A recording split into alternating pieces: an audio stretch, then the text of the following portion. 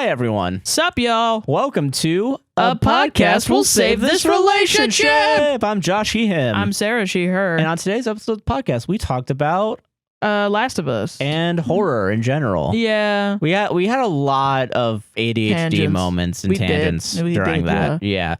We finished the We wolf finished story. the wolf story. It is over. That's why I'm wearing the suit right It's now. done, because man. it is done. We are over and done with it. I'm happy as a clam. I'm pretty glad we don't have to read that shit anymore. And now but we now can I go have on to to come up with something something else. worse. Yeah.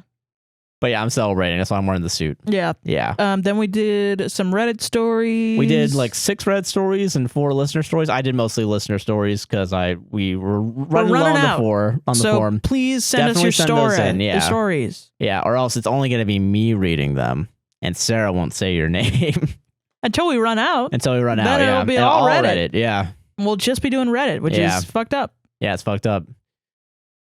Doing things like reading Reddit. Get out of here. Get out of here. I want to do that. Yeah. But yeah, so don't forget to like, comment, subscribe, hit the gosh darn bell, and Hit that share. gosh darn bell. Rate us 5 stars on Spotify and Apple if you're listening that way. Enjoy the rest of the show. All our links are in the description. Patreon, APWSTR. Buy me coffee, APWSTR. Enjoy the show, guys. Enjoy the show, man. Oh, we also had bubbles. We had bubbles. Wait, no, do the bubbles. Oh, wait, no, we had bubbles. Hold on. This is only for audio. This is only for video. Fuck you, video, audio only. Lights. Hold on. Yeah. Welcome to the show. Welcome to the show. Welcome to the show. And welcome to the show. Yeah.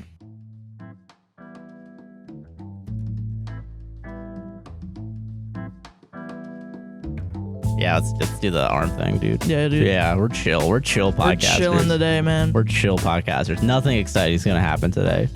No, actually, no. You're right. I'm fucking excited for it, though. I'm excited for the least, like...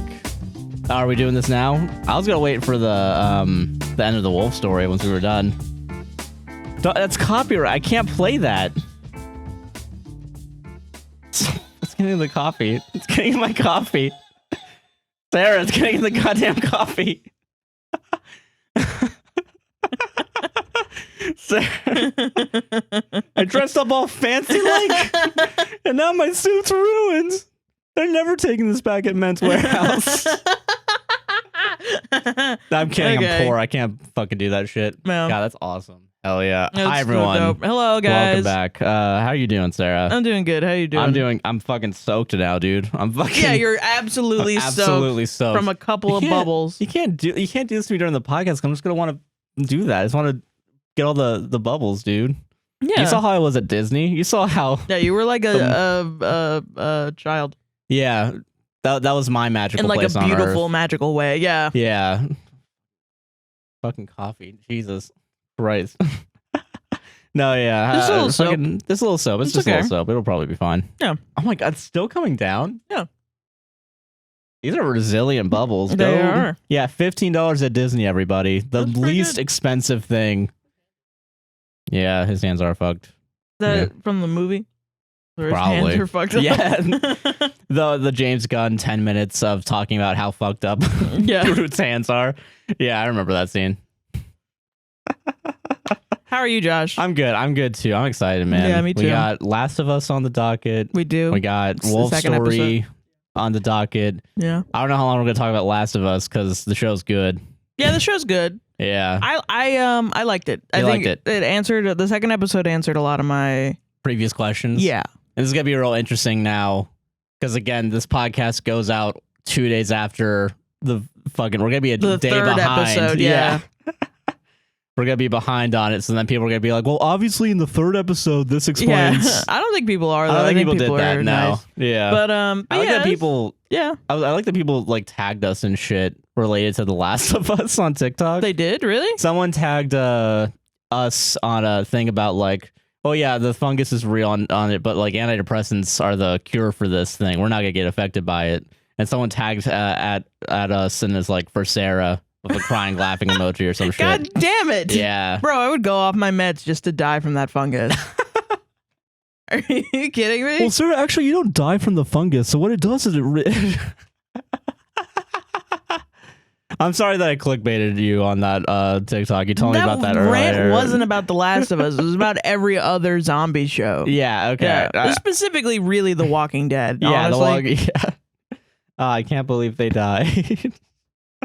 I think that's like top tier, like S tier of all your rants you've had on this. Yeah. Thanks. It's one of my favorite because people really don't agree with it, and I just don't understand why they don't. And it's one of those real, like, I don't understand why people don't agree with me things.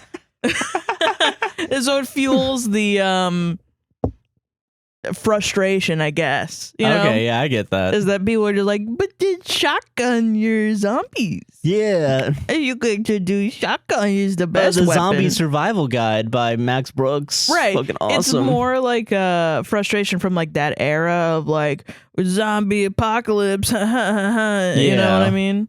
Okay, I get that. Yeah, because like, during, ironically too, like I think the original Last of Us came in that era, like on the back end of it. Right. But I mean, this is a well-crafted story because there is actual hope for humanity afterwards. You know what I mean? Yeah, I get that. Like, so it's not just like there's a reason for the violence. You know? Yeah. Okay, I understand that. Yeah, that makes more sense. I feel that. I do think it's a little bit of the same. Like, we need another zombie story. You know what I mean? Yeah, I get that. But I wish this was the first one. Yeah, because then, like, because then it would have been like the standard. Yeah, but no, it's not the standard. Walking Dead's the standard. Right, which is so dumb. And The Walking Dead, if you live in Orlando, it has ruled your life. I think we've talked about this a little bit, like when we talk about Halloween Horror Nights, but like, and also I'm willing to bet Hollywood also, like even in Hollywood, they for a while they literally just had year round a Walking Dead haunted house at the Universal. Did, yes. Yeah, and I stopped going because of that.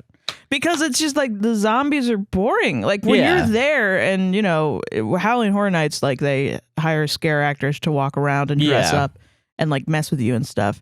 And the cool thing about Halloween Horror Nights was that it used to, we've talked about Halloween Horror Nights so much on this podcast. I think I've literally said this. I think we've had to talk about this. Yeah. I think we talk about this literally every year we go to Halloween Horror Nights and talk about it. Well, because it's such a problem. Yeah. It used to be that like you could go over here and there would be this kind of guy, and then you go over here and there'd be that kind of guy, and there'd be the chainsaw guys, and then there would be zombies or something. Well, yeah, like every once in a while, but like for a while, like, and even then too, like they would Missy's up, fucking literally like they, with The Walking Dead being such a huge craze and so popular, like they did like one haunted house, and then they kept doing that haunted house, and then one year they just made all of it Walking Dead, so like even the scare zones were. And like they would try to incorporate like the chainsaws, but that was like the only thing that they would like incorporate that was like kind of originally there. Because like the I wouldn't go. There weren't chainsaw guys. Yeah, because like the chainsaw drill team is like such a fucking staple, dude. Staple there. Yeah, they're the best. They're the best. Yeah, and it makes sense now like why they've changed it up to the point where they are always like in like the. But they've mixed it up to such a point where like, oh, we're gonna do like cheerleaders as chainsaw people and clowns as chainsaw people. Yeah, but it's still chainsaws. You know what I mean? Yeah, it's just chainsaws. That's all that matters. Yeah. So I don't know. Yeah, I think getting rid of that though would be like the end of Halloween Horror Nights. Yeah, for sure. I would not go. Yeah, they're my favorite. They are my favorite. I like they used to walk all around the park as like a roaming. Yeah, a roaming group. thing. And for now, like it's mostly just. I think they still roam the park because I know sometimes it changed. So in the beginning, I think they used to have like zones, right? Yeah, and then they just kind of let them roam around free. And now sometimes they'll have zones but the chainsaw people, I don't know if they always were roaming like in through the different zones. I don't think they go through the zones. I'm willing to bet they go behind stage and like. Well, it's different rules for every year because I remember there was one year where they would roam around, and then there was one where you would just hang around the chainsaw people zone. Yeah. I will say, I think for the most part, they've had. I think it was specifically where there was one about like visceral gore. There was like a visceral gore house that was like an original house, and this is like in 2012. So who cares? But where it was like just like kind of skin choppy, uppy kind of meat factory kind of thing. Oh, I remember this one actually. Yeah, and so that was their zone. Was in front of that house. Ironically, I think that year was also like kind of IP heavy. If I'm thinking it's the same one, that was the one with Saw, right? And like the Wolf Man. Maybe I remember the Wolf Man. Maybe not Saw. If it was the Wolfman, then it also had Edgar Allan Poe. Yes. And it also had Alice Cooper. No, Edgar Allan Poe. And wait, wasn't it? Oh, fuck. Because then the year after had Alice Cooper in the Edgar Allan Poe house. And then there was also Penn and Teller's house. Yeah, which I like that one. That was a fun one. I didn't go into that. I think I did once, and it was like, I didn't really like it. Well, what? Fuck it. I thought it brought Penn and Teller's humorous charm.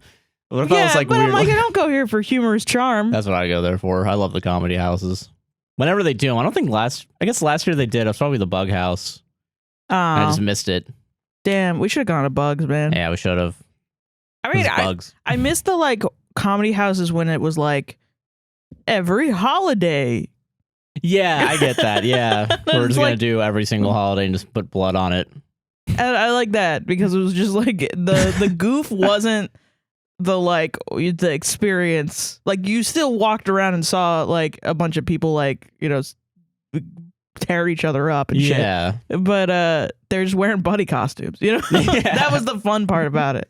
I remember one year there was this is so far removed from Last of Us. Yeah, from what we're actually doing. Yeah, today. ADHD. I didn't take my pill today or last night to be specific. But fucking what is it? There was one year where they had a zombie house that was meant to be the comedy house, where it was like you know, like after an outbreak happens on Earth, there's gonna be a lot of private companies that do it. So let's bring like the smallest, shittiest company, and how do they control zombies? And then they have a leak, then like it led out to like a scare zone that was like Mardi Gras but zombies. Weird. Yeah, that's really weird. I was like, hell yeah. I know that I love the ones where they're like, we're fucking transporting serial killers and they got out. Yeah, I love those. Those are good. Yeah. Got Last of Us. I think that's why I'm so passionate about it, though. Is because I like horror a lot. I like the concepts of horror. I think they're really fun and funny. Yeah. And I'm fucked up, and that I think horror is really funny, and I don't really know why. Like we watched Hereditary, right? Yeah. I was laughing through that entire thing. I've heard this somewhere, and like horror and comedy is kind of a thin line. Yeah, it's funny. Depending on the scenario. Yeah. I love seeing crazy ass shit. Yeah. I love it. I love it. There's something that is like we started watching this Guillermo del Toro. Oh yeah, we did start watching. Yeah, Cabinet of Curiosities, and like the first episode is about like a Nazi. Yeah, that is like trying to put a demon in his sister, and it's in like a storage unit or whatever. And right at the end, you're like, "What's in the storage unit?" You know, and you know, it's like, "Oh, that thing." And you come in, and the last thing I fucking thought I was going to see, spoiler alert for the first episode of this random Netflix show, was a dead old woman in a pentagram, like with her face off, with her face like eaten off, like caved in, with like a bunch of like little with like a tentacle monster coming out of it. And that dude, you know, that guy that was like, that sentence was like a birthday party. That's like a birthday party to me. That was like seeing that's fucking awesome. I love seeing shit like that. Like fucking, so this episode 2, we saw the clickers. Yeah, I fucking love them. They're the best. And everybody was like, oh, they're so scary. Oh, the clickers are so scary. They were cute little pets. They're so cute. They can't see. I guess, yeah, because you're still coming from this from someone who doesn't play the game. Where like, I mean, yeah, maybe I'd be a little more. I'm susceptible to jump scares. I'm not like super, because like, you know. Yeah, I guess like that's the interactive element is the. Yeah. If you make a sound, it's going to be immediately right behind you. Like, but then all they do is they come in and they kiss you. Yeah, kiss is a very loose word for that. Yeah, it's so cute. I love it. In the same way that putting a bullet in someone's head is like tapping them on the head. Yeah, I guess the kiss from it's a kiss. Yeah, it's a kiss.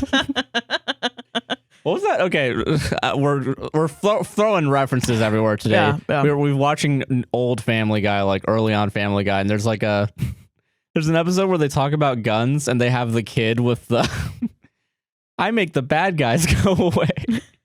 It's like making fun of the NRA. Oh yeah, right, yeah. I'm Tommy Pistol. If you hug me, if you give me a big hug, I make the bad guys go away. Yeah, you know, and it's very shocking that because like now, like, yeah, for sure, that's what the NRA wants, actually. Yeah. God. But yeah, no. So yeah. So The Last of Us, this episode specifically. Yeah. All right. How are you? Okay. Compared to episode 1, how are you feeling about this episode? Like, which one is better in your opinion? This one's better. This one's better. Okay. I mean, I think the first episode is really good. It's really iconic. You know what I mean? Yeah.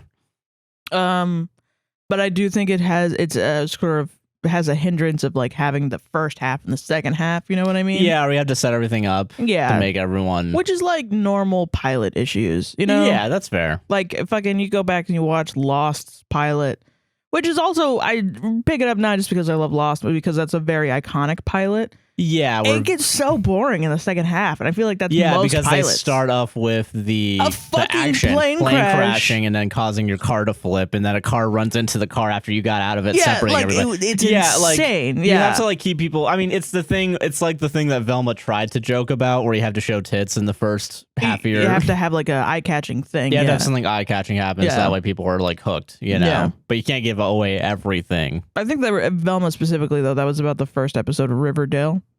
Yeah, but like apparently they had that. That was what I was referencing. Yeah, because like in general, like I know like HBO shows do it. Netflix shows that are rated M did it too. Like I know Orange Is the New Black did it, and Glow did it too. Yeah, I mean, yeah, of course you they are. You gotta show boobies. You gotta show boobies. I guess it's insane because like Lost did that on TV. Lost did that whole thing on TV. On fucking TV, yeah. That's crazy, like dude. ABC, fucking Michael Eisner, fucking. Fucking just being like, I want this. Like, do yourself a favor. Imagine sitting there in like whatever year The Lost came out. Post 9/11. Post 9/11, and we're gonna show you a plane crash. Yeah. And like absolute visceral, like everyone's screaming blood. Like it's crazy. When did it come out, actually? I'm really curious. Like what year? I think like 03, 05, something like that. Like really like right after 9/11, yeah. Wow. That's kind of that's some balls, dude. Like even Metal Gear Solid like cut a plane crash scene into the not a plane crash scene. There's a scene in Metal Gear Solid near the end where like a huge fucking like ship just crashes into Manhattan. Yeah. And like they cut that out. Wow. Yeah. That's crazy. I mean, I guess this is more like I think I don't know the perfect timeline of Lost, but like I know that they were like trying to do a story about oh god, the kids with the on the island, the kids on the book, the island book. Not Lost Boys. I don't know what I'm thinking. Yeah, I know. I was thinking Lost Boys too. Lord of the Flies. Lord of the Flies. Yeah. Yeah, okay, they're trying to do like a Lord of the Flies, right? And like a visual adaptation of Lord of the Flies, and then they just I don't know. They wrote a completely different thing. Yeah. J.J. Abrams. You don't say, Sarah. And the other guy came in and just fucking completely wrote a different thing. And they thought it was crap. They thought they weren't going to like do the whole fucking thing. And they put their whole pussy into that pilot, man. They did. They really fucking did. And it's like one of the best pilots you've ever seen in your life. Yeah, like and literally. It's still boring by the end of it, yeah. Yeah, true. Yeah, I get that. Yeah, pilot problems are always going to be an issue. Yeah, I think this episode was stronger too. Yeah, for sure. Fucking, I don't know. I also like that, like, for the most part, like, they've gotten the pacing down, like, so fucking good too. Yeah. Because, like, I think it's pretty much timed up almost specifically to, like, the video game, like, the beats that happen. Like, it feels like a video game a little bit sometimes where it's like, time to go to the next level. Yeah, right. Yeah. You know? That's how it feels a little bit. Yeah, I feel that. Yeah. Also, I will say too. I know we talked about this before, but like I do kind of like that they got rid of the spores and replaced it with like the tendrils. That was the other thing that didn't make sense because you kept saying this thing about the spores, and I was like, why aren't they infected? Yeah, that doesn't make any sense. And we watched the like directors, the behind the scenes, and they were talking about how, that doesn't make sense. You're so right. And so that felt very vindicated. But they're like, that's why we did this whole, like, the connection thing underground, which is fucking epic. Honestly, like, pretty awesome. Like, pretty dope. Fucking epic. High key. Unironically, that's fucking epic, dude. That took me by surprise. But it's epic. Yeah, you're right. It is epic. It is pretty epic. Yeah, it's pretty dope. So they go in this museum with the clickers, and it's got a bunch of like American Revolution shit in it because they're in Boston. They're in fucking Boston. And it's funny. It is upsetting that they kept in that Joel's from Texas, because I want to see Pedro Pascal do a thick Boston accent. Hey, I'm from Boston. Hey. Oh, thank Christ I actually didn't do that, because then we'd have fucking Matt Damon doing. Matt Damon is Joel. Fuck off, man. No one would be watching this show. Look, we gotta get to. How about them apples? So what? They click all the time. Hey, what? Hey, fuck. Hey, whatever. I'll fucking kill a clicker. I don't give a shit. If you know what, I'll accept Matt Damon as Joel if Tess was Ben Affleck and gets killed off in the second episode. That's funny. Tess more like Bess Affleck. Yeah. Yeah, I don't know. But yeah, I also like the way that she died. Yeah, I get that. Yeah. I will say it's definitely better than the game in that regard. It makes more sense than in the game. Yeah, because from what I understand, you said that in the game, like a bunch of police show up. Yeah. So, and it's like, okay. Because, I guess, like, And also, like, there's a lot of police brutality going on right now. Probably don't want to, Probably don't want to bring that shit up, yeah.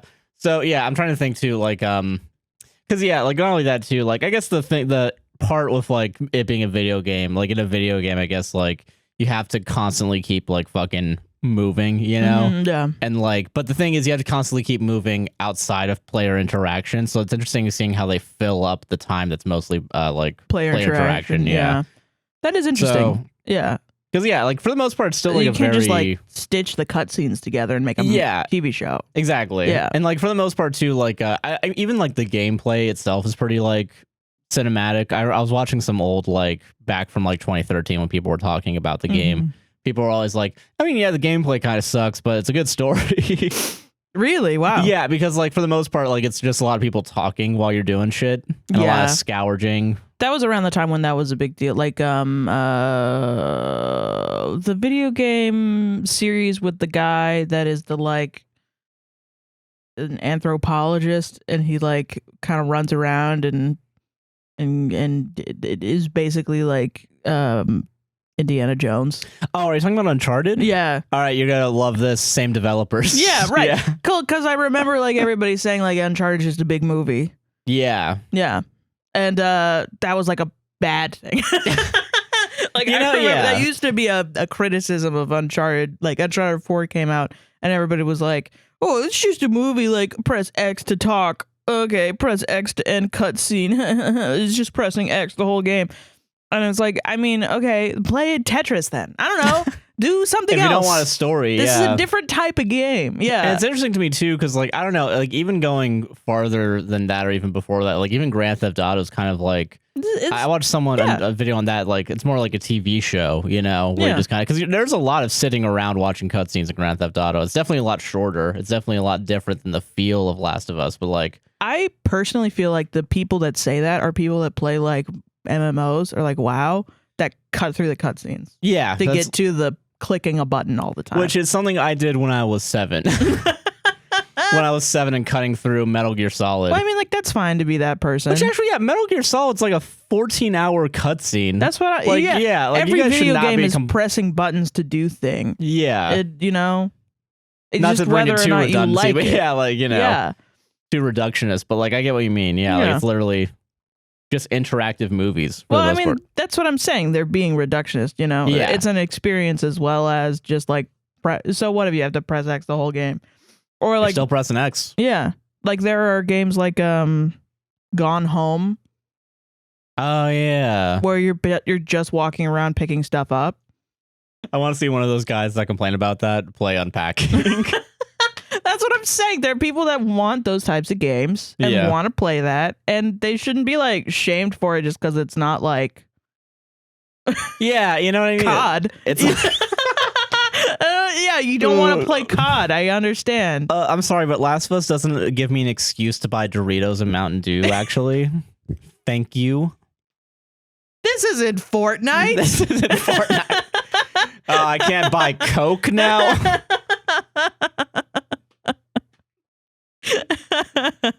Yo, the fact that we had to deal with people like that is hilarious. Yeah. But yeah, no, I'm happy that the show's doing this well. Yeah, me too. And I'm excited to see where it goes. Yeah. I say as if I don't know where it's going. Yeah, you already know. Yeah. But I mean, there was some little big deviation this episode. So you don't know. It Yeah, could be exactly. a completely different fucking story. Who knows? Exactly, yeah. Yeah. I will say I did like the opening scene of this one too. I hope they don't do Oh it yeah, for which too is the one long. where they just like stare at her. And Yeah, they they're stare like, at her and she's like, "How do we fix this?" And she's like, "Bomb the fucking city." Oh yes. Yeah. Yeah. That was That was crazy, good. dude. That was a fucking good. And that was not in the game at all. That was not. No. Yeah. Yeah. So I'm very interested to see like how they're gonna keep opening these up. I wonder if they're gonna stay too much in the past. I hope not. But like, Well, I mean, I think I don't know. they could It keep could be like interesting. doing little background type of stuff. For somebody who hasn't played the game, I want to know more about the past. So Okay, I that's wonder fair. if that's for us. That's You know? that for The Last of You. For me. So yeah. But So, okay, yeah, I get it's really that. good. Yeah, it's a really good show. Yeah, keep watching it. Again, we're only on episode 2. Do not spoil shit from episode 3. I want to see that shit. I want to see that Okay. shit. All right, Swear to God. swear to fucking God. Swear to God, guys. So, Oh, is it time? Is it fucking time? is it time, dude? I think it's time. I don't have anything else to say about that. Me neither. We can't Drag it out. Drag it out forever. It's the end. It's fucking sad, dude. Yeah, we're gonna actually. Yeah, we've We've spent so much with this wolf story, and it's the think- last chapter. if I'm not mistaken, we started doing this wolf story Mm-hmm. episode 129. Oh my god! Because I was looking back, I'm trying to get the intro. I'm not sure if I'm going to do the intro. It might take too much time. Yeah. And I'd rather see if YouTube's going to actually let us get paid for a podcast episode. But, you know, so like we've done at most like what? Like 7, what is that? Fucking 27 episodes of this? Yeah. Which might make sense. We probably skipped a week or two, but yeah, for sure. like we've been doing this for like maybe 6 months. So we started out like this is the best one, and you know we immediately started making fun of it, and I think we've developed a parasocial relationship with this story, man. Yeah. Like even you have been like, I want to know what happens. I want to know what happens. I do want to know what happens. And I got really excited today. That's why I'm so fucking dressed up. Yeah, This is yeah. literally the reason why I'm wearing this right now. Yeah. Is because we're fucking done with this We're story. gonna be goddamn done it. with this. I'm so happy we're fucking done with this. Like no joke. This is the Yeah. one. The fact that this is over and like it's done. Yeah, it's gonna be I'm over. good. I'm done, man.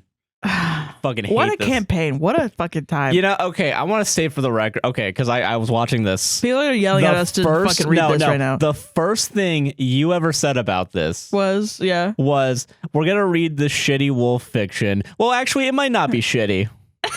yeah, That was the first that was thing. me going in. Was like, let's see what this is. Okay, all right, yeah. I just want to state that for the record. That's what I was think trying that's to the be. funniest And thing. then she dunked on people who have dead parents, and I'm like, oh, this is crap. This is crap, yeah. and you need to feel bad about it. Yeah. All right. I'm gonna grab myself a little drink here. Yeah. Sarah, will you do the honors with me of Yes, I will. cracking one last open one for the With boys? the boys, yeah. Yeah.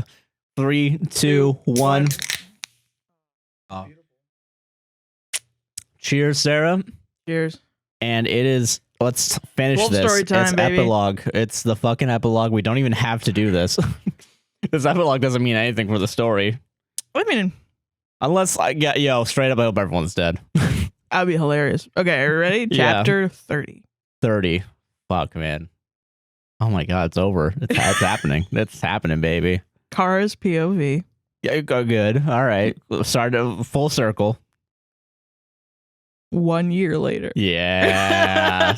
I remember you saying this before, Okay, but I dropped it. but Okay. but still, like I did forget like until you said this, but 1 fucking year, one last time skip to really drive the dagger deep into my heart, you know? Okay. So are you nervous? Claudia asks as we're getting our hair done. Doing a fucking wedding? Are you serious? Insanely. I'm sincerely hoping that I don't fall over while I'm walking down the aisle. I say, glancing over at her. You won't, you'll be fine. Claudia promises, smiling at me. So funny that you got dressed up for the wedding. I'm ready. I'm ready for it. I literally wore this to a wedding. Yeah, you did. Yeah, Because in this my is your wedding fucked outfit. up brain, this is on the same level as doing a fucking wedding. Yeah. Then yeah, this is a wedding, yeah. Let's hope so, but I'm also really happy. I mean, I'm marrying the man I love, I say, smiling to myself. You're all finished. We'll put the flower crown on after your dress is on, the hairdresser says. Not laughing at people who wear flower crowns for their weddings. No, yeah, no, but it's just a like, very teenager-y Tumblr thing. Yeah, to be like, my wedding's very specifically gonna have this and this and that. It just reminds me when I was a teenager in high school, girls would put on flower crowns and walk around school and shit. Oh, yeah, and so that's what it reminds me of. But I get that. If you wear a flower crown for your wedding, that's awesome, okay? Also, I'm just gonna state this right now. It better be fucking Ryder she's marrying, or no, like it's some guy named Craig. If it's anyone else, yeah. I'm gonna have some fucking words for this story, dude. Thanks, I say, standing up. The hairdresser clips the little pink flowers into the back of Claudia's hair and tells her that she's done too. Looks like it's time for you to get into your dress then, Claudia says. We walk over to the closet and I pull my dress out. Claudia helps me slip into it and does up the back for me. Well, give us a twirl, she says. I do and grin. I don't know why I did that so gay. You look beautiful, she announces, grinning. I'm just realizing how little I care about this. I'm sorry. I'm so sorry. Okay. I'm so sorry. I'm just having a mental breakdown right now because like it's over and we're still just dragging this out. This dead fucking carcass. I'm a little bit endeared, you know. God. Thanks. Holy shit. Fuck. Okay. Thanks. I'm so glad that I put my shoes on first, though, because I'm not even sure my feet are still under there, I say, looking down at the bottom for the dress, fuck me. Okay, I say, looking down at the bottom or the dress, which poofs out of the dress, okay? Claudia and I both laugh for a while. That sounds like too long. Okay, get your dress on now. Quit this. It's me. That's me in the story.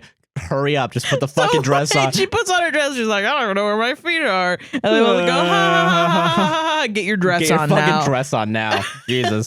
Even the characters are like, come on, wrap this shit up. Come on. We gotta go back into the ether, all right? We gotta go back. Okay, get your dress on now, I say. She slips into her dress. It's floor-length, pale pink dress, which goes with the flowers on my flower crown, which the hairdresser comes over and places on my head. Oh, you already had it on your head. I don't know. Whatever. Whatever. Who cares? And then we get one of these, like, Pinterest things. A mood board? We got like a wedding mood board. Yeah. We both look amazing, Claudia says, high-fiving me. Epic win. Epic wedding. I roll my eyes, but high five her anyway. You're such a bitch. Yeah, fuck you already. Yeah. She's so nice to you all the times. Okay. Oh, Cara, you look beautiful, I hear someone say. I turn to the bedroom door and find Carlene and Oliver looking at me. Thanks, I say, turning to the mirror.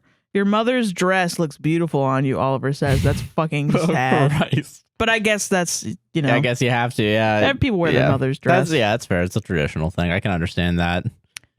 I changed a few things, but I do love this dress. I say, smoothing down the fabric. I ripped off the sleeves. She's not gonna fucking care because she's fucking dead. This ain't your mama's dress. Let me disrespect my parents one last time. Okay, well, so far you have your something old and something new from your earrings. I thought you might need your something borrowed, so I have something for you.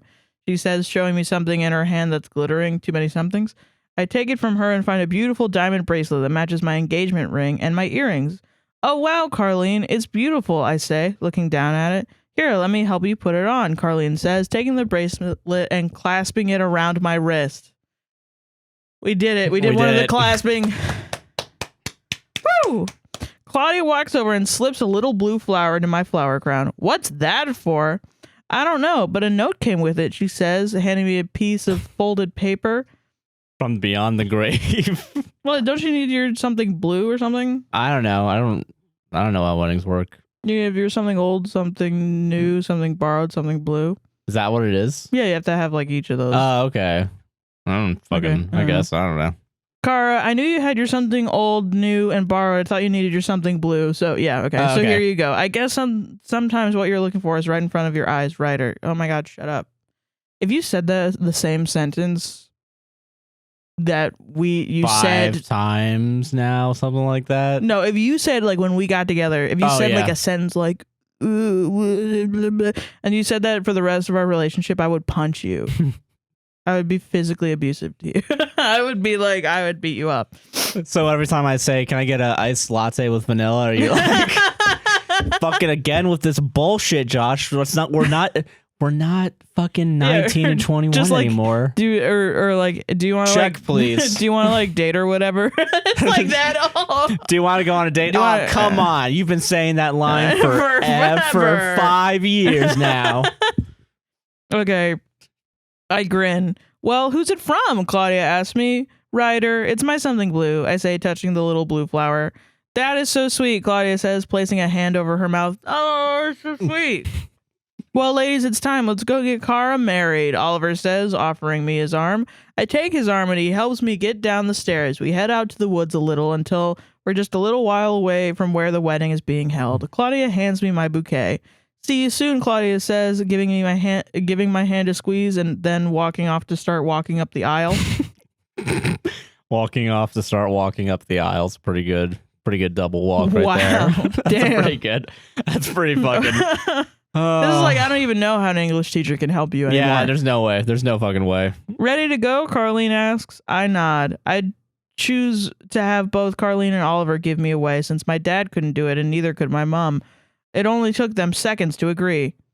At least she's a changed person. person. Why are you bragging about your new parents? Yeah, right. Freak. God, a little freakazoid, yeah. Wait, she walking down the aisle finally, or? Well, I don't know. Multiple people have said it. Yeah, so. I know a lot of people are walking down aisles right now, but I mean... So I take Carlene's hand and Oliver's and somehow manage to hold my bouquet all at the same time. How?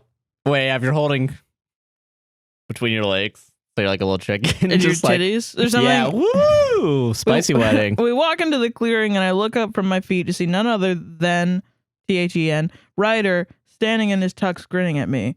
I smell back at him just as big and make my way towards him. I do manage to stay on my own feel all the way to the end of the aisle. When we reach Ryder, Carlene and Oliver kiss my cheeks, then go and take their seats. Fucking weird. Like one little smooch on you. Like, kiss my cheeks and go and take their seats. And then bow, yeah. Hi there, I say. Hi. He says, grinning at me. Hey, guys. Hi. Hey, guys. Greg Turkington here to my own wedding. And I'm getting married, too. And then he brings out of old TV. Greg Turkington. Okay, the ceremony is one blur of smiles shared between Ryder and I until the last words come. You may now kiss the bride. Ryder leaves. Oh, so we can skip over the. We can skip over the dumb bullshit. Like vows, gross. Dumb. Yeah. Oh, wait, hold on. That's like the most emotional part of the wedding. Not that gay shit. Get it out of here, dude. I don't want to do that. Get Just that kiss, out of here, bitch. Dude. Just motherfucking kiss, dude. Ryder leans forward and I press my lips to his. Sparks fly just like they did the first time we kissed. We pull away and everyone starts clapping. Ryder takes my hand and we make our way back down the aisle as people throw little flower petals at us. More. I don't know. Okay, we I know that Twilight song is because I know that's the only. I don't know. We went to 3 weddings last year and 2 of them had that song. Yeah, they did. So come on, it's so. Yeah. We stand a little away from the end of the aisle and people come over to congratulate us. A few of the little kids that came place horseshoes on stings around. Whoa! Wait, what? on the horseshoes on strings on the car? Is that what they're doing? I think so. Yeah. Okay, but horseshoe on stings. Yeah. Okay. A few of the little kids that came placed horseshoes on stings around my wrist to add a little more tradition to the wedding. Wait, on the wrist? Is that a thing? I don't know what's happening. I don't know what's going on. After a while, everyone was headed off to the reception, leaving just the wedding party. Photos time. They do cans on the car. Sorry, but okay, continue. Yeah, that's what I. Yeah, I don't know the fun. On their wrists. Oh, because they're horses. I forgot this was a horse story. Horse story. This is a big horse story. People that can turn into horses, dog. Yeah, that's from I'm Sorry to Bother You, actually. This is actually a big thing about capitalism. Really? Yeah. That's it? Sorry to Bother You? Yeah, they make horse people at some point. Holy shit, I gotta watch that. Yeah, we gotta watch that. That's crazy. Yeah, we gotta finish that movie. Holy shit. Josh was Sorry to Bother You again. Like, come on, our first date's over. Yeah, I know. So on our first date, we watched the first half of Sorry to Bother You, and I was just like, can we go back to your place and fuck, please? Or do you want to? Because we had already watched another movie. Yeah, and I was like, yeah, you want to watch movie. 2 entire movies in this like cafe? Hell yeah, dude. And I was like, can we leave? And then you thought that I was like, I don't like this date. Oh yeah, that's what I was like. Yeah. And I was like, no, I want to like go have sex with you. I was like, what's sex? Never seen that before. So we can't watch Sorry to Bother You. We have to watch Sorry to Bother You at our wedding. Oh, we have to make everyone watch Sorry to Bother You at our wedding. Yeah, okay, wait, hold on. So, okay, you walk down the aisle, right? And then it's Sorry to Bother You. No, and then they ask me for my vows. Then we both sit down on the opposite sides. And then a projector pulls up that no one saw. And then the Sorry to Bother You starts playing. And after 5 minutes, people are like, what's going on? Wait, hold on. We're just watching a movie? We're just watching a movie? Yes. And then the movie ends, and then we stand up, go back. And it's like, it's like, you may now kiss the bride. No, and then we say, all right, Sarah, what do you want to do for your vows? And then we go sit back down, and then it rises back up. And we best fiends. Yeah. The longest wedding.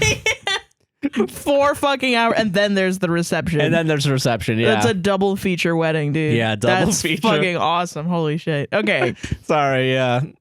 Photos time. I say. We go off for an hour and take photos, then head back to another clearing where the reception is held. We are speed running this wedding, dude. I'm fine with yeah. So if using the bridal glitch, we're gonna be able to actually jump over the using. So if we do this, we can skip the vows and get straight to reception to photos time. And then if we use the DJ reverse card, then we will be able to actually double our movement speed. Okay, please welcome back Mr. and Mrs. Ryder Daniels. What a dumb name. That's a dumb name. We walk in hand over to our table. We eat the food that is provided, and then it's time for toasts. It kind of implies that you're going to eat toast. It's just funny to me. Yeah, because horses love toast, as we've already discussed. This is a horse story. Okay, they're all short and sweet, and soon enough, Ryder and I are walking over to the dance floor. 1,000 Years by Christina Perri starts to play. Yeah, yes. And I wrap my arms around Ryder's neck. Fucking called it. I know what's up. I know what the fuck's up, all right? My pulse, I am on the pulse of 5 fingers on the goddamn pulse of America, all right? You fuckers want to get that from any other fucking podcast, all right? Holy shit. I am hip with the kids, man. I'm hip with the fucking hacks, man. You fucking I'm hip with the hacks, dude. I'm hip with the hacks. That's the episode name for sure. Yeah. What are you thinking? I ask Ryder as we turn in circles. Just about how I now have a wife, he says, smiling down at me. My wife. Gosh, that is strange. You're my husband, I say, smiling back at him. That is what weddings are. You're so right. Surprise, like, where did this ring come from? What the fuck did we just do? Whoa, did we just get a huge tax advantage? If we make over a certain amount of money in our tax bracket. Yeah. Otherwise, it means nothing. Strange but nice, he says. I couldn't agree more, I tell him. The song ends and Elliot comes over. Oh, shit. Mind if I borrow your wife for a dance? Elliot asks. Sure thing, Ryder says, chuckling and letting me go. Oh, and by the way, Connor wants to dance with her after this. Then you can have her back, Elliot says, smiling sheepishly. Fucking weirdos. That's all right. After all, I get to spend the rest of my life with her. He's like checking them, like, you get to dance with her one time, but I'm gonna fuck her for the rest of her life, all right? Just so you know what's up. So you know what's up. I think I can give up a few minutes, he says, pecking my lips, then heading over the dance with his mom. Okay. Congratulations, short stuff. You're married now. You can't call her a pet name anymore. I'm sorry. You're Yeah, done. it's not allowed. Elliot says to me, placing his arms. This is very clearly a monogamous Twilight relationship. You don't get to be the... Wait, what? Elliot says to me, placing his arms on my waist. I wrap my own around his neck. Just because you don't... You can double... Yo, I would so be like, bad touch, bad touch, bad touch, bad touch, bad touch, bad touch. Thanks. You know I'm waiting for your wedding now, right? I ask him, smirking. Oh, shush, he says, shaking his head. I glance over at the head table and see Claudia talking to Travis. Travis went home and told his dad that he wasn't okay with what had happened and how his dad had forced him to do it. He ended up stepping down from his position as alpha and transferred to my pack. We invited him to the wedding since he's grown quite close to us in the last year. I look a little closer and see Something all too familiar to me. A spark between the two of them. I guess with everything that happened, neither of them noticed it until now. I smile at the two of them and then turn back to Elliot. What? You look like you know something, Elliot says, looking at me suspiciously. Oh, nothing, I say. I get through my dances with both Elliot and Connor, and Oliver, who slipped in for a dance, and then I'm finally back in the arms of Ryder. Wait, who had the spark with each other? Claudia and Travis. Oh, okay. Okay. Oh, Travis was the new guy, right? The guy that came in at the last second that was like, we should get married, Kara.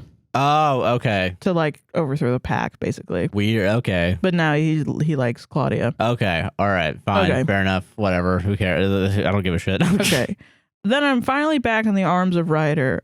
I love you. You know that? Ryder asks. I know that because I love you too, I say, pecking his lips and then tying my arms around his neck so we're dancing. I mean, just because you love someone doesn't mean you love them back. They love you back. I'm sorry. Well, if we had just gotten married, right? Yeah. All right, and you said, I love you, you know that? I'd be like, you fucking better. Yeah. Yeah, because we just spent all this money do this shit. If you came to me and you were like, hey, I don't love you. I would be like, fuck you, man. We just wasted a bunch of money, dude. Yeah. Christ. But I guess... I don't know. I don't fucking know. Cuter people than us do that, I guess. We smile at each other. Here's to forever, I say. The end. That's it. That's literally the end. We're done. We're done with this. Yeah, put it on. Yeah. We can't. It's copyrighted.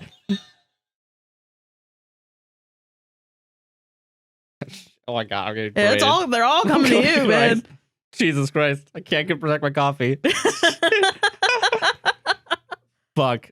We did it. It's done. We did it. Hey guys, that's the last chapter, and I've really enjoyed writing this book. And thanks for reading it. Tell me what you think of this last chapter in the comments. Comment and vote. Thanks for reading. There are 15 comments. Really? Finally, there's comments. What are people gonna... I'm actually really curious. Is it not good? I'm so happy for them. Me, great book. Also me, skips from chapter 8. So they read to chapter 8 and then skipped all the way to the end. That was smart. We should have done that. Most amazing story. I'm an amazing Amazon. I approve. Yes, great book. Everybody loves it. Everybody really loves this story a lot. You know what? Good for them. Good for them. They found enjoyment in a way that like no, I can't say anything. I don't agree with them. How do you feel? I'm glad they found non-ironic enjoyment. I think they're the 1%. I think they may be the happiest people on the planet. They're the happiest people on the planet. I'm a sad, sad man. That's how I feel. Yeah. I think this has really illuminated something in me. You know, I guess I've realized this wolf story has realized how sad of a person I am in the same way. Yeah, me too. In the same way that my new job has released a lot of anger issues I had. Yeah.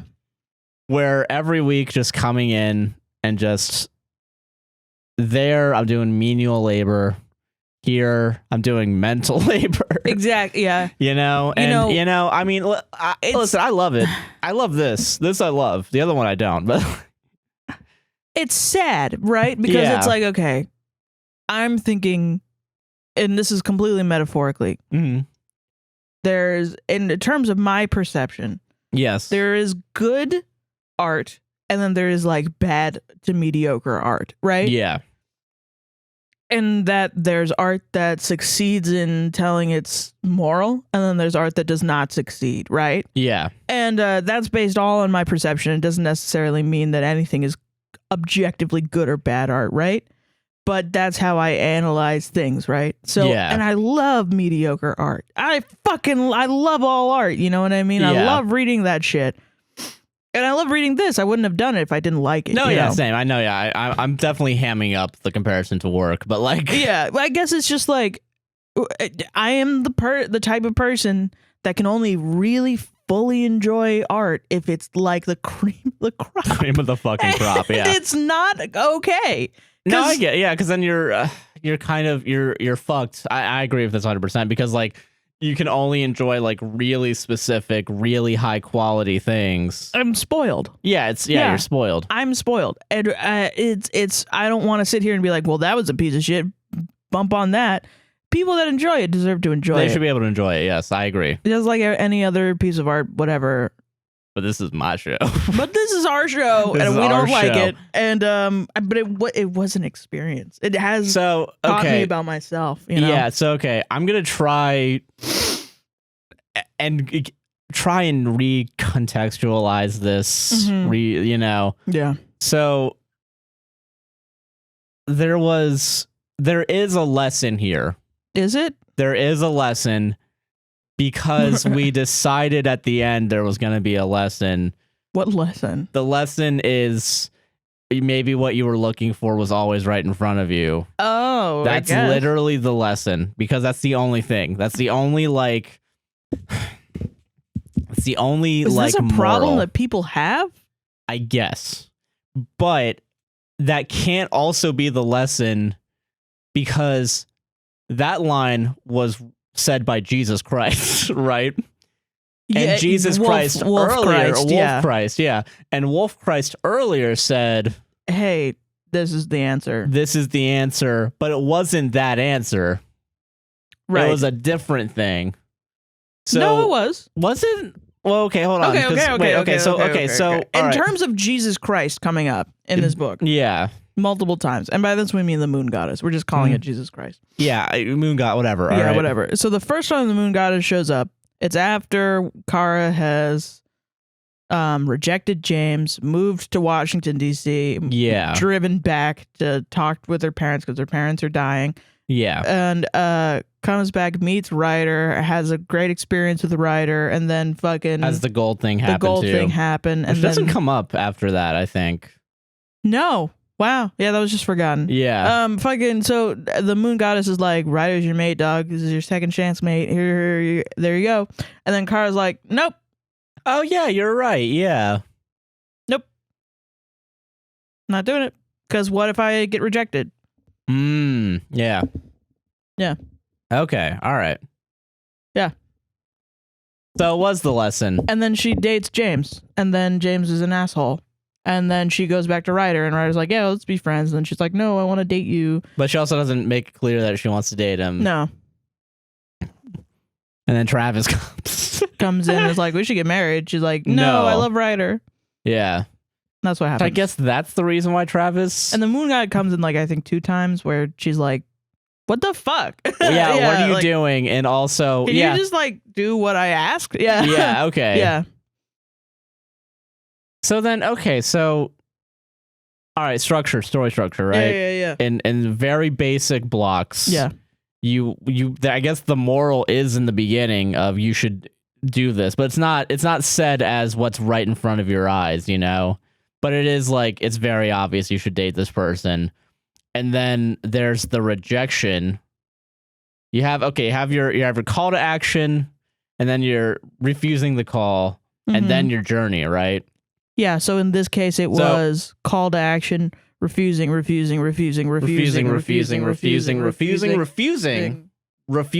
kind of. And then accepting, and that's the end. Wedding. Yeah.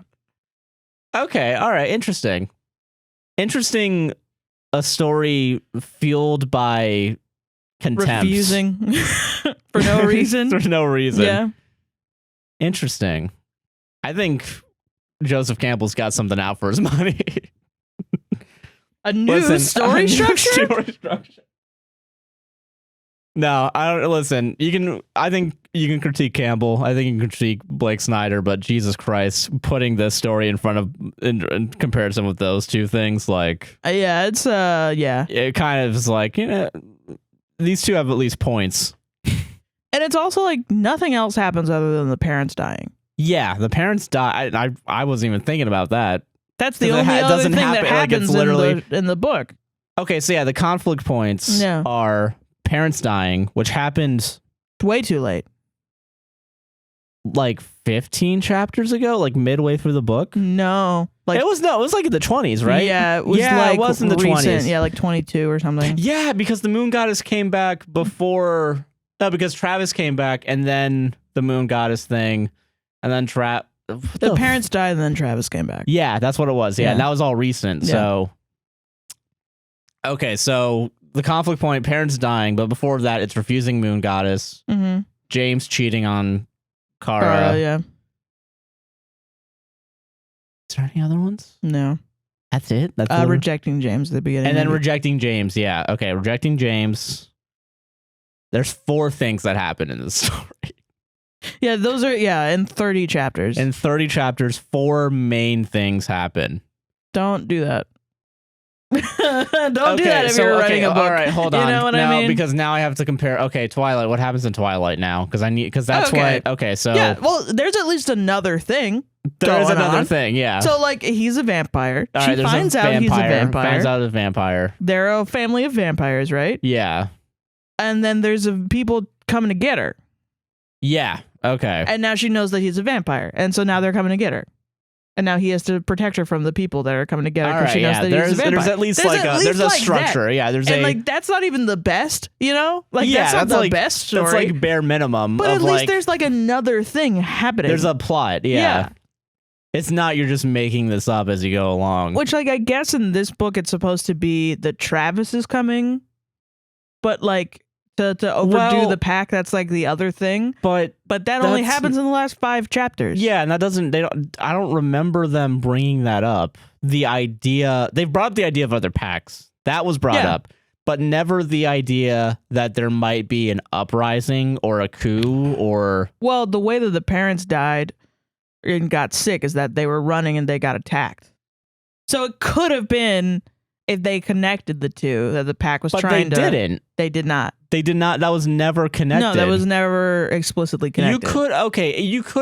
You would have gotten a pass for that. Yeah. If you had just written one sentence where Travis was like, "My dad killed your parents." Yeah, that would have been way cooler. No. And if Travis, if you, instead of James coming back, if Travis showed up and she started dating Travis. And then, and Travis was like, I love you, blah, blah, blah. Let's have this like relationship. But he was just like a secret agent. Yeah. You know? No, that would be cool. That would be awesome. No. And basically she was being manipulated, and that would fucking work with the story, and that would make a way stronger story. Well, yeah. And that would also kind of allow you to do the female empowering thing once it's revealed, because then she can reject Travis and be her own woman. Yeah. I want to be with this person, and a different person that will actually respect me. Yeah, and maybe make Ryder like disenfranchised or something, like not as cool or something. Yeah, because he just kind of seems like the obvious guy from the beginning. He is the obvious guy from the beginning, and everybody loves him. I think the problem is this author. Well, they also tried to hint at Ryder not being cool because of Elliot and Connor. No, they didn't. Didn't they? I thought like there was like a weird. Okay, never mind. All right. James was like, I don't like you hanging out with your friends. Okay, all right. Because he's an abuser, basically. So dumb. Yeah. I'm sorry. No, Ryder was always perfectly fine. Okay, yeah, all right. There was nothing ever wrong with Ryder, even one time. But like he needs a flaw. Yeah, he needs a flaw. Yeah. Yeah. Not everyone needs a flaw. I think that's the problem. This author, they won't put a flaw anywhere. And even with Travis, like the one thing that is supposed to happen other than the is romance, immediately forgiven, because I think she wants us all to like their character, and it's very obvious too in the notes afterwards where she's like, "Please like me, please like me." Which I mean, I get it, you know, but like, fuck me, man. Like, you have to make characters that people don't like. Yeah. You do. You can also make likable villains. That's not an impossible thing. Yeah. You know, you can make all your characters likable. You have to give them all flaws. Every character needs. That makes them actually more likable. Yeah, the flaws are what make people likable. You know, you just have to like. I'm trying to think of like. Okay, so like in Die Hard, right? Mm-hmm. I like Alan Rickman's character. Yeah, me too. Hans a lot. Gruber, right? Hans Gruber, yeah. He's a goofy little guy. He's a goofy little man. And his flaw is, I guess, greed. I don't know, but like, or his flaw is that he can't. He's too sophisticated for John McClane's rough New York style. Hubris, because at the end he does a speech instead of really just shooting John McClane. That's true. I think probably Hubris is probably the best. Yeah, yeah. He thinks he's tough shit. he's like a cool, slick guy. And he is tough shit. Like, he is one of the more capable villains I've ever seen on the screen. You know what I mean? Yeah, I get that. Like him pretending to be just like a dude when Hans meets him and everything. And like he's good with a gun and everything. And yeah, they're supposed to be evenly matched, you know? Yeah. But he just, at the end, his fatal flaw was that he just, you know, was too full of himself and wanted to explain his thing. Yeah, and do the yippee-ki-yay, try and bring it back into his face. Yeah. Yeah. But in this one, in this wolf story, Hans Gruber would put down the gun and be like, I'm sorry. And John McClane would put down his gun and be like, it's okay. And the cops would be like, this is all you know fine. What? We're not going to arrest anyone. You guys can get out of here. Get out of here, you little scamps. Little scamps. Darling, I've waited for Yeah, and then Hans Gruber and John McClane would get married. Which honestly, I ship them. I do. Yeah, me too. Yeah, so it's interesting, you know? Yeah, it's still a fascinating piece of writing. It really is. That's the credit that the writer gets. Because it's completely different than the shit that we watch. Yes, yeah. Because it's bad. But yeah, we also watch bad things that subscribe to Save the Cat and, you know, all that shit. But those aren't interesting because they're predictable. This one is This one is interesting because it's really bad. Yeah. But those are like, that's what I'm saying. The difference between like bad and mediocre art and good art. Yeah. You know? Yeah, it's not mediocre. This is not a mediocre story. This is not mediocre. It is just bad. It is bad. But it makes it interesting. It's a good thing to dissect and hypothesize why moves were made. Yeah. Why writing is this. I wish there were more wolves in it. That's the biggest thing that upsets me. The fatal flaw is that they do not follow on the wolf. They should. I think there's like 2 times where there are wolves. It felt like after chapter 20, the wolf shit didn't matter. Shit. They would still talk they would still be wolf about, speak. They would talk about alpha. They would talk about alphas, but they wouldn't do wolf shit. They wouldn't be little doggies. And I wanted that. And I think that's the interesting thing, is that you're a carpenter and you have all these tools available and all you did to this piece of wood was hammer it. Yeah, exactly. Like, this is just my hammering piece. Yeah. Man. And even then, you only gave it light taps. So at the end of it, you still have the same piece of wood. There isn't a lot of change. No. So. Which is the spice of life. Yeah. Variety. Yeah. No. I'm trying to think. Final thoughts. We're done. We're done with this shit. You know, how are you feeling? There are some pieces of media and art that you get to the end of it, right? Yeah. And you have fully experienced it and you do not feel fulfilled. And I feel fulfilled after this ending. It at least does that. Like, it really is an ending. I feel like I don't want to know any more about these characters. They're all done. Yeah, they're happy and they're done. They had their happy ever after. That's great. There's no way I would ever want a sequel. I would never want more of this. No. I want a lot less of it, but I do want. Well, I mean, yeah, but like that's something. I guess the one credit is that it does not. You did an ending right. You did an ending. You got the ending kind of right. Yeah. That's great. That's really hard to do. A lot of really famous authors, really, really famous people who write can't do that. Or still have problems doing that. So that's a big deal. Shit, man. Okay, I understand that. And I want you to know, I'm saying this like Gordon Ramsay on The Kid's Master Chef. Yeah. Oh, when a kid gives him like a fucking raw piece of chicken and he like opens that up and goes, "Do you think that's done?" And she goes, "Yeah." And he goes, "Okay." And then he moves on to the next thing. Yeah. And like if she was an adult, he'd be screaming in her face, "This is raw." Yes. But since she's a kid, he goes, "Yeah, that's a little bit underdone. It's not really done yet." I feel that. Yeah. I guess. Yeah. This is where definitely the kiddie gloves come on. Yeah, the kiddie gloves are on. Yeah. Yeah. Where it's like, okay, I don't know if I would use the word fulfilled. Really? Content. I don't feel anything. I'm happy it's done. Yeah, well, that's what I mean. Okay, so yeah, I guess, I feel fulfilled in the sense that, like, at least you didn't This has not brought a positive to my life. No, it hasn't. No, in fact, it has illuminated the dark crevices of my personality. Soul, yeah. You know, I will say this. I thought the last chapter, the chapter before this one, and by extent, the chapter before that one, the two chapters that were basically the same, could both have been endings, and I'm happy that it wasn't. Yeah, I mean, because it wouldn't. That would have been unfulfilling. That would have been unfulfilling. Yeah. You're right. There, at least with this one, I guess, yeah, it is fulfilling in the sense of like it's the traditional. This is the end of Twilight. Yeah, where they have to get married. Yeah, and then Jacob fucks the baby. Then you know. What a wild ride, man. We did this for like half a year. We spent all that time on it. All that time.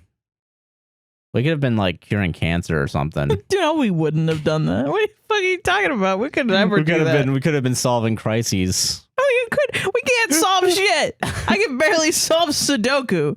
What are you fucking talking about? I can solve Sudoku, crises. Yeah. What are you? This is our job. We could have figured out that the Russian-Ukraine conflict. Yo, we're that unskilled and unsmart, which is not a word. No, yeah, keep talking about how unsmart we are. We're so fucking stupid and unskilled that we're sitting here making a podcast, and this is probably going to be our career. Yeah, if you go over to patreon.com/APWSTR, which speaking of... We're going to be the two fucking Muppets that do for the rest of our goddamn lives, dude. That's our jobs. Because we don't have any other skills. Oh, thank God, a full moon only comes once a month, so we don't have to worry about this. So what was your favorite part? The ending, because it ended. It ended. Completely off topic.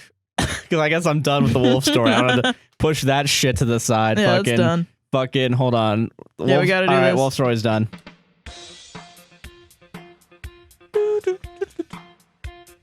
No, stop with the... We can't play music. Okay, well, can you put music underneath it? Yeah, I'll put the celebration thing on. Okay, yeah. Fucking bubbles. Do the celebration, come on. No, I can't. Well, yeah, okay, hold on. Put the lights on, though. All right, put the... you just press it once and it does the lights. Okay. Well, story's over! It's over, it's done. Christ. It's fucking over, baby! How many... I'm surprised. I don't even know if these bubbles are gonna come up on the thing. Yeah, they are. Okay, yeah, they good. fucking Thank God.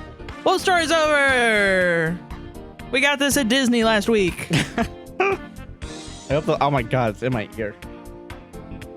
Save yourselves, everyone. Ads.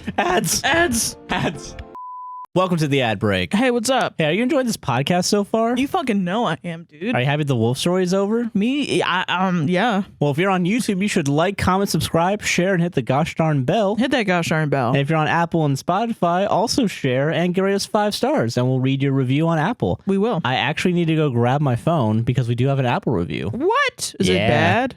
That's a good one. It's a 5-star. We only read 5-star ones. We only read 5 stars. If you fucking dare rate us less than 5 stars, I will rain hellfire upon you.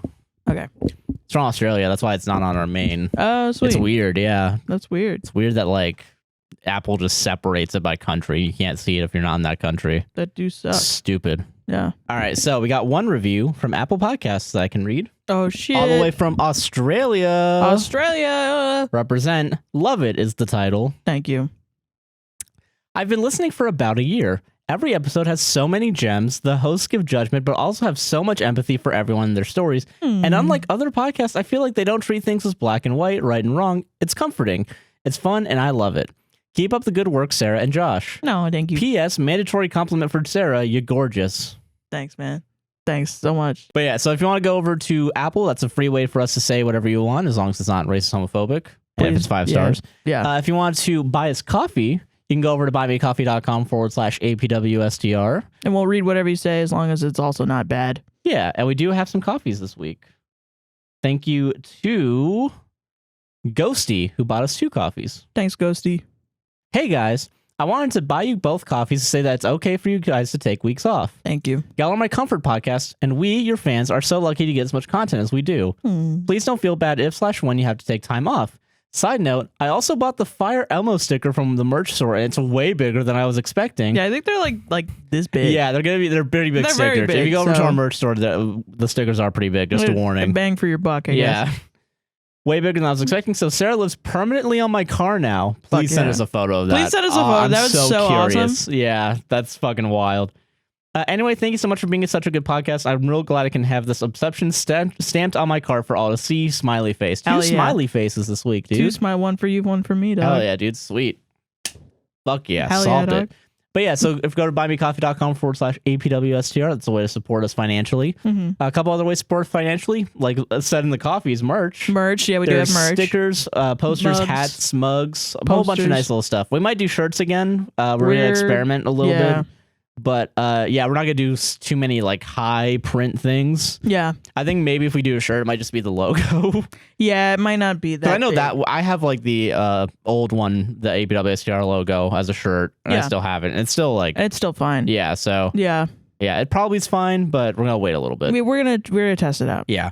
And that's probably one of the best things. If you're on YouTube, it should be below the video. Hopefully, it is. I don't fucking know. No. But if you go over to patreon.com/APWSTR, that's probably the best way. It's monthly. It's only $1. And you get exclusive content. You get the Matt Damon podcast. And we're going to open up the Discord this week. Hopefully by the time this episode goes out, patrons will have access to an exclusive Discord. Yeah. I'm thinking like, we have a pretty big community. Might as well give people a way to like join in. Yeah, true. We can't we can't get mods yet because we don't make enough money. Yeah. So we figured patrons are probably safer than the general populace of 100,000 TikTok people. Yeah, true. Yeah. And people on IG Reels now that we're posting to IG Reels. Oh, yeah, true. Yeah. Yeah. But yeah, that's another way to support us. It's monthly. It's only $1 a month. Yep. And channel memberships are about $2 a month. They don't get you the access to Patreon, but they do give you emotes on stream. Yes, which we're live streaming this week. Yeah, we are going to be live streaming the week this podcast goes out on Wednesday at 7 p.m. Yes. And it'll probably be 3 hours long. Most likely. And we'll probably do Reddit stories right at the end. Yes. And what else do we do for... There's a Skillshare link. I don't know if it works. Use it. Yeah, use it. All right. Enjoy the rest of the show. I don't think there's anything else. Welcome back. Hello. All right. Are you guys ready for a mix of Reddit and listener stories? Not necessarily Reddit starting and then listener stories afterwards because we're running low on listener stories. Yeah, we're like out of listener stories pretty much. So if you want to send us stories, we have reopened the form. We're on time for this year. Yes. The stories that we are doing today that I picked. So if you want advice... If you want advice... For like a recent problem, put it in. Yeah, now you're good to do it. Yeah. I think there's like 20 stories left in the form, so there's plenty of chance.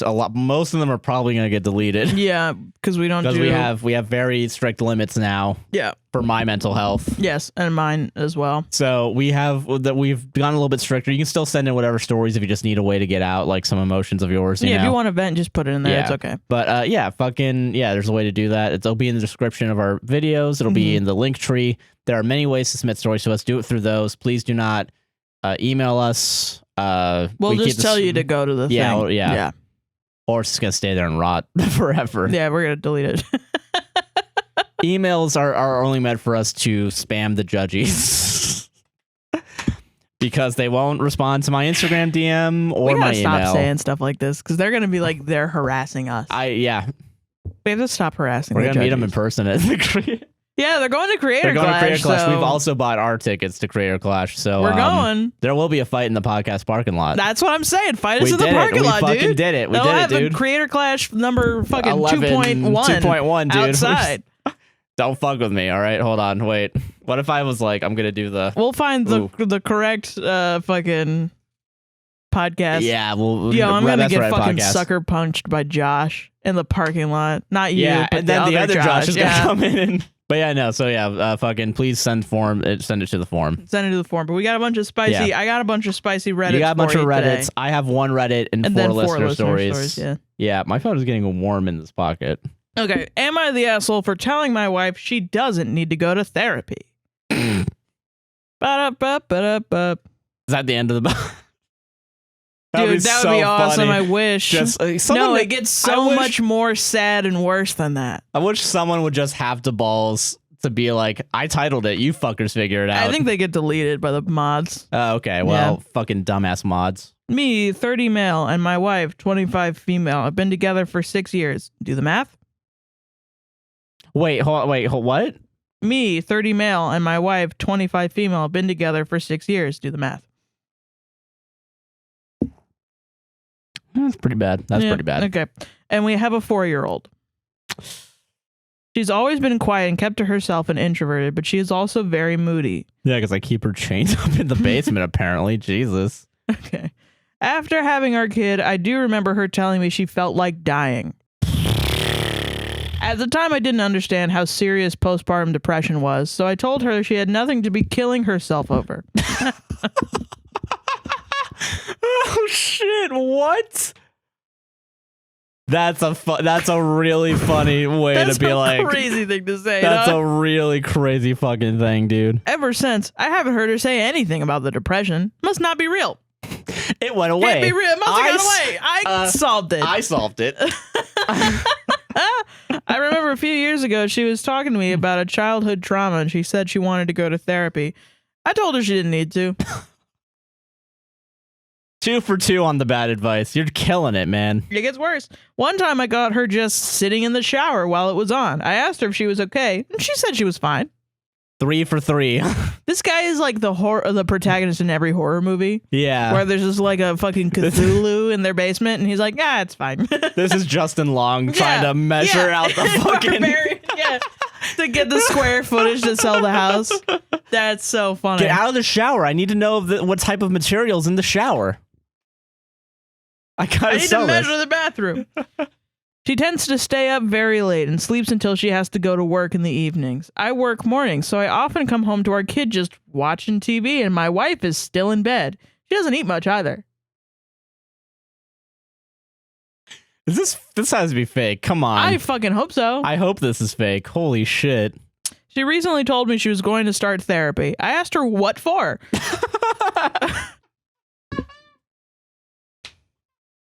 For what reason do you think you need therapy? You said you're fine. Yeah. I asked her what for, but she refused to tell me. I wonder why, dude. I told her I should be able to know as her husband why she's going to therapy. Oh, asshole. But she said there are things she just can't talk to me about. I told her she doesn't need to go to therapy and that she needs to be more disciplined in her sleeping schedule, eating better, and working out again, and she would be feeling better. When we go to the gym, she just walks on the treadmill and doesn't lift weights anymore. She says I'm being an ass, and we went back and forth a bit that ended up with her ignoring me. But I'm just trying to help her without her having to spend money to talk about depression, and I don't want them putting her on medication. So am I really an asshole here? I don't want her taking any of those microchips. What the fuck? This guy is the voice in my head when I have like severe depression and I don't want to get up, and my brain is like, you fucking lazy ass piece of shit. You just need to be more disciplined. Yeah. But it's not even like, if you went to the gym more, you wouldn't be so depressed. And like that's true a little bit, you know, because you do get working out does help you out. But it doesn't. Sometimes you need when you're sitting in the shower sleeping all day, you need medication. Yeah, you need medication at that point. Jesus. And probably a more supportive husband. Yeah, honestly, take the kid and get out of there, dude. What a dick, man. Just straight up, like, she said she's fine. And he doesn't even, like, he obviously knows that she has depression. He's just like, don't care. Go. Yeah, I don't want you to go. Don't do that. Just be better. Like, yeah, just fucking, come on, get over it. I mean, such a fucking pussy about this. Ridiculous, man. Is there anyone like not the asshole? Because no, I mean I'm reading this on Am I the Devil? Okay, good, yeah. Because no, that's a pretty obvious devil. That's a pretty obvious like. Somebody said that this guy obviously knows that she has depression and knows that she needs help, but it's not about that. It's more about the money. Yeah, he doesn't want her to spend money to talk about it, which is like that's some devil shit, man. God forbid you have insurance and are able to, spend the $20. Well, that $20 could be spent on the gym membership that'll help out. you know, and then we can both be together and you can actually tell me shit. I don't even think that's what he wants. I don't think he wants her to tell him shit. I think he's like, that's great that you don't tell me anything. I think you just need to be a more happy wife. Yeah. Like, you just need to do more stuff. I think he's totally cool with her or not. I mean, that's just honestly, my opinion. I think What a fucking little freak, dude. We're a little fucking freak, dog. Yeah, what an asshole. Can you believe people like this exist? You can fall in love with someone and then marry them and have a kid with them, right? Yeah. And they end up being like this? That's crazy to me. But there are signs. So it's not that, like... It's not the most, like, that's totally gonna be me, dude. I'm gonna be like, that's your kid. Even after we dealt so much with my depression, too, and you've been so supportive, just as soon as we get married, you flip. That's hilarious. I buy an Xbox. Yeah. And like an Xbox 360, not an Xbox what? Like, you know? Like an old one, yeah. Like, yeah, the one that's been the problem in so many relationships. That's so funny. Red Ring of Death. Sarah, you can't go to therapy. Can't go to therapy. All right, I gotta buy a new Xbox. Got fucking... That's funny as fuck. So that's my Reddit. That's your first Reddit? All right, I got one Reddit. This is a Reddit story. Nice. So cool.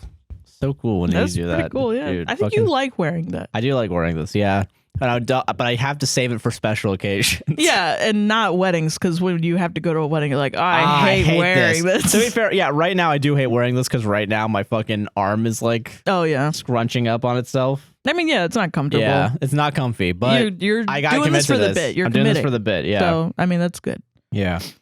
All right, let's start taking bets on whether or not this story got deleted. Yeah, mine got deleted for sure. Let's see. Big money, no whammies. This was posted 15 minutes before I picked it. Wow. It is still up. Nice. And did this one get popular? No, it didn't. Sweet. Hell yeah, dude. No one's going to be fucking reading this shit. Dope. So, from Reddit. Yeah. Am I the asshole for letting my friends make jokes about my boyfriend's intelligence? Probably. I think so, yeah. I recently had some friends to visit, and they met my new boyfriend for the first time. I met these friends while I was studying, and we all come from a similar academic background, and now work in similar fields. We can probably come across as a little pretentious when we're together as a group. Some of that comes from insecurity. Most of us were quite socially awkward at school, and I guess feeling intellectually superior is a way of compensating for that. I have a very high IQ. I watch Rick and Morty. Listen, like, we're pretentious, right? Oh, yeah, for sure. I know that. Like, that's, you know... I'm disgusted by it, though, and I would never do it to another human being. Yeah, I'm not gonna like. If somebody we make fun of like shitty people. I feel like that's we hyper focus our pretentiousness on. Well, even then, like if somebody came to me and said, "I like Ben Shapiro," I don't think I would have the balls. I wouldn't have the balls either to be like, "Fuck you." Yeah, I get that. I'd be like, "Oh, you poor soul, you got." Yeah, you know, I was like, I don't agree with that. Yeah, and I move on. Which is kind of bad. I feel like I should be more mean to them. I know it's not an excuse to look down on others, and I truly don't believe I'm better than anyone else. Yeah, you do. Though. Yeah, you do that. Yeah, like obviously. You just said it. And I don't usually post names, but I'm gonna say the name of this person's burner account because that's how I feel. I know that this is not true. Damn. Okay. Yeah. Okay. My boyfriend is very different to my friends, and he isn't like anyone I've dated previously. Oh, so smart. Didn't realize that before. Really smart, dude. I think this person wrote the wolf story, dude. Yeah. He's kind, sweet, funny, not to mention being exceptionally good looking. However, he isn't the most intellectual person in the world. I'm not saying he's stupid in the slightest, and there are plenty of things he's very good at. He's just a little ditzy and not well educated. He has a manual job, he finds reading and writing difficult, and can barely spell. And he doesn't know a lot of things I would consider general knowledge. It doesn't interfere with our relationship in the least, and we have a great time together, but I admit I was wary of introducing him to this group of friends. Initially, I thought it was going well. There was a little awkwardness with my friends when my friends asked him what he studied and about his career. He also seemed quite confused by some of the conversation. I admit I did make a few little jokes at his expense to break the tension. Ordinarily, he doesn't mind poking fun at himself, and he seemed to be taking it very well. Unfortunately, most of my friends also got on board with this, and it did start feeling quite mean. He was more gracious than I would have been in this position, but I did notice he was getting flustered and stumbling over his words, and when we played a few games, he said he couldn't understand the rules, even though he probably would have done it if he Would have done if he'd been more relaxed. Would have done. Yeah. Would have done. Yeah, okay. I didn't ask my friends to stop teasing him because I knew it would create an uncomfortable atmosphere and most probably cause the evening to end prematurely. My boyfriend stayed all evening and carried on being friendly, so I told myself it couldn't have been that bad. However, he made excuses not to stay over after they'd left, and he seemed more distant since, so I'm concerned it really hurt his feelings. Am I the asshole for not calling them out? I don't know. I only leave the night when I'm happy. Yeah, when I'm having a really good time, I just go home. Like, I'm out. You know, for someone who's really smart, fucking, you're really bad at reading signals. Yeah, you're really fucking dumb at figuring out if your boyfriend is cool with you or not. Yeah. Jesus Christ. What a bitch, honestly. Like, I don't know. Okay, so like, I mean, okay, so like, I'm sorry, that's so funny that you just read this whole thing and you're like, what a fucking bitch. Well, okay, here's the okay, so the name, the name of this burner account is a burner account. It has to be. Yeah. Is /am I the asshole -dumb jokes. So it seems like it's either the jokes are dumb or the jokes are because he's dumb. And what it seems like to me is how it's written. The jokes were made because they think he's dumb. So that's how I read it, right? That is needed context. Yeah. Yeah. Wow. So that's why I went immediately and said bitch. Because I don't know. Because like that's a shitty thing. You're an asshole. You're being an asshole about it. Yeah. And you went to Reddit. Yeah. For salvation. Like, I don't know. That's crazy. And you know, it's weird because it is like, I feel like it preys on one of our insecurities. You know what I mean? Like, I don't want people to think I'm dumb. I don't think you want people to think you're dumb. No, yeah. And so to have the people closest to you to be like, yeah, he's dumb. Yeah, like, I don't know. If you called me, like, it was like, how did you understand shatter that? my world. Yeah. Yeah, I think. So, I don't know. And I'm trying to think, too, like, I'm trying to think in context, like, I think we're both lucky in the sense that, like, we're a bit smarter than most people. Well, I mean, I think we just respect each other and admire each other's intelligence. Yeah, of course. Yeah. But, like, I'm talking about, like, okay, in the context of other people, right? I think, like with friends and shit, right? I don't think I'm better than any of my friends. That would be fucking weird. I think people are smart in different ways. I think like even people that like even so say this guy, and I work a lot with people who are like most likely not college educated. They're most likely just like trade school educated, which is common for people to look down on because you didn't go through the whole rigmarole of the whatever, which is so dumb. Yeah. Because it's like dumb people get a bachelor's degree every fucking day. Yeah. It's just a matter of support systems, you know? But like, I know people like that and they are smart about different things. You know what I mean? Yeah, I get that. People that like, maybe they're not good at spelling. Maybe they're not good at numbers, but they know a bunch of shit about like AC units or they know a bunch of shit about like engineering or something. And, you know, that's just, it's different. I don't think like of anybody he's as smart at the manual labor he does, you know? He knows how to do the thing he does. Yeah. Yeah. Well, and it's, you have to know a very specific set of things and you have to be very skilled in that instance. Yeah. And that to me is intelligence. Yeah. No, you know I agree. What I mean? And I grew up in a family that my grandmother was a English professor and was very pretentious.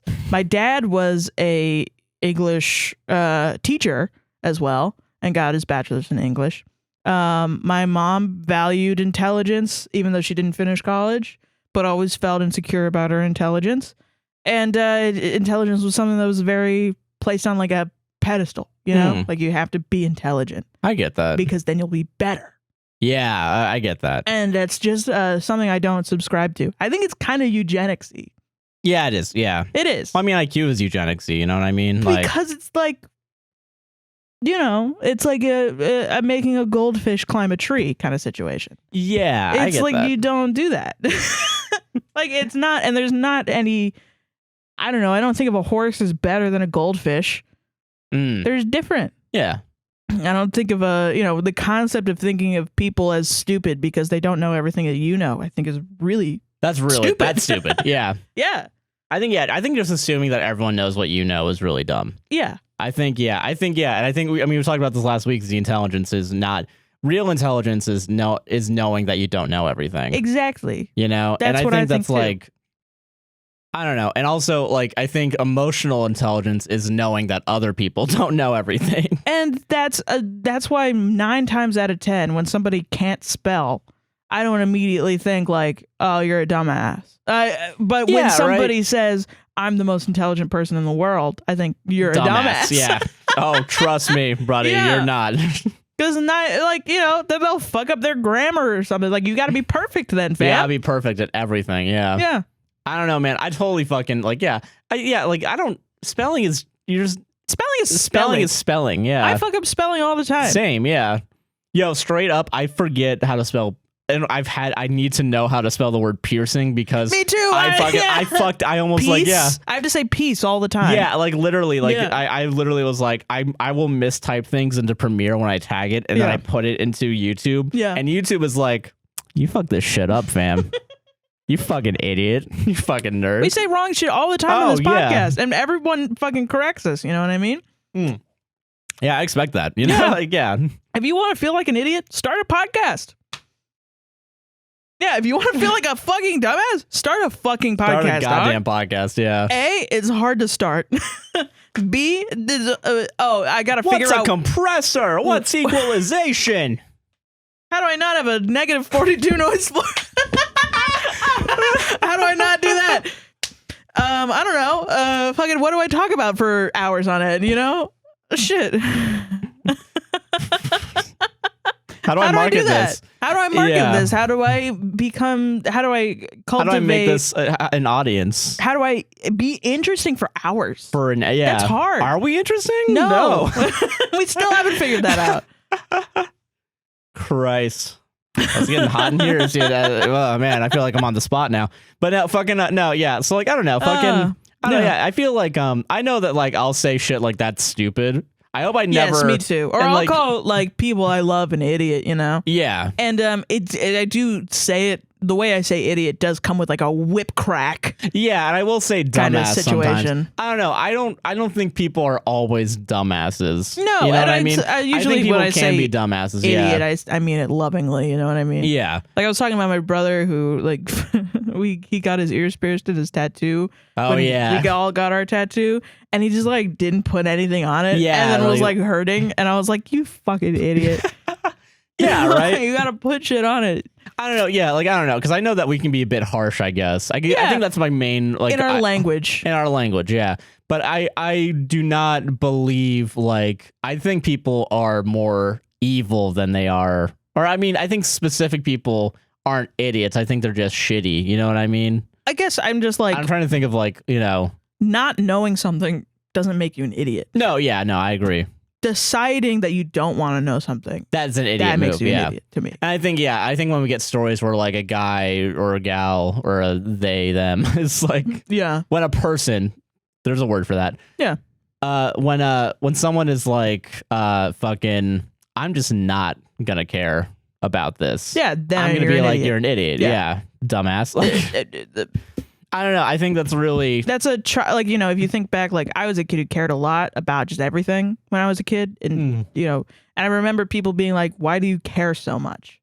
And that's idiocy to me. Yeah.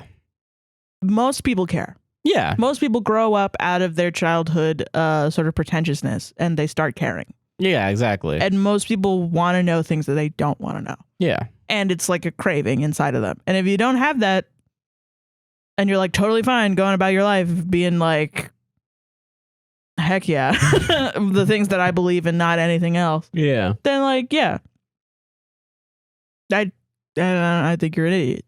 But also, just like an asshole, that's a phase in your life, right? Yeah. You can decide to care. You can decide to care. You can decide to start learning. There is redemption, you know what I mean? It's not a fucking criminal offense. And the people that treat it like it's a criminal offense are stupid. Yeah. That's I don't know what other word to say. I get that. Yeah, I don't know. So, I mean, total asshole right here.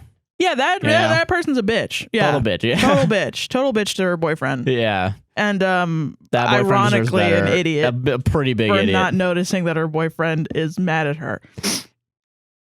He seemed like he was frowning a lot. I'm college educated. So I am college educated. So I should know. I would get everything.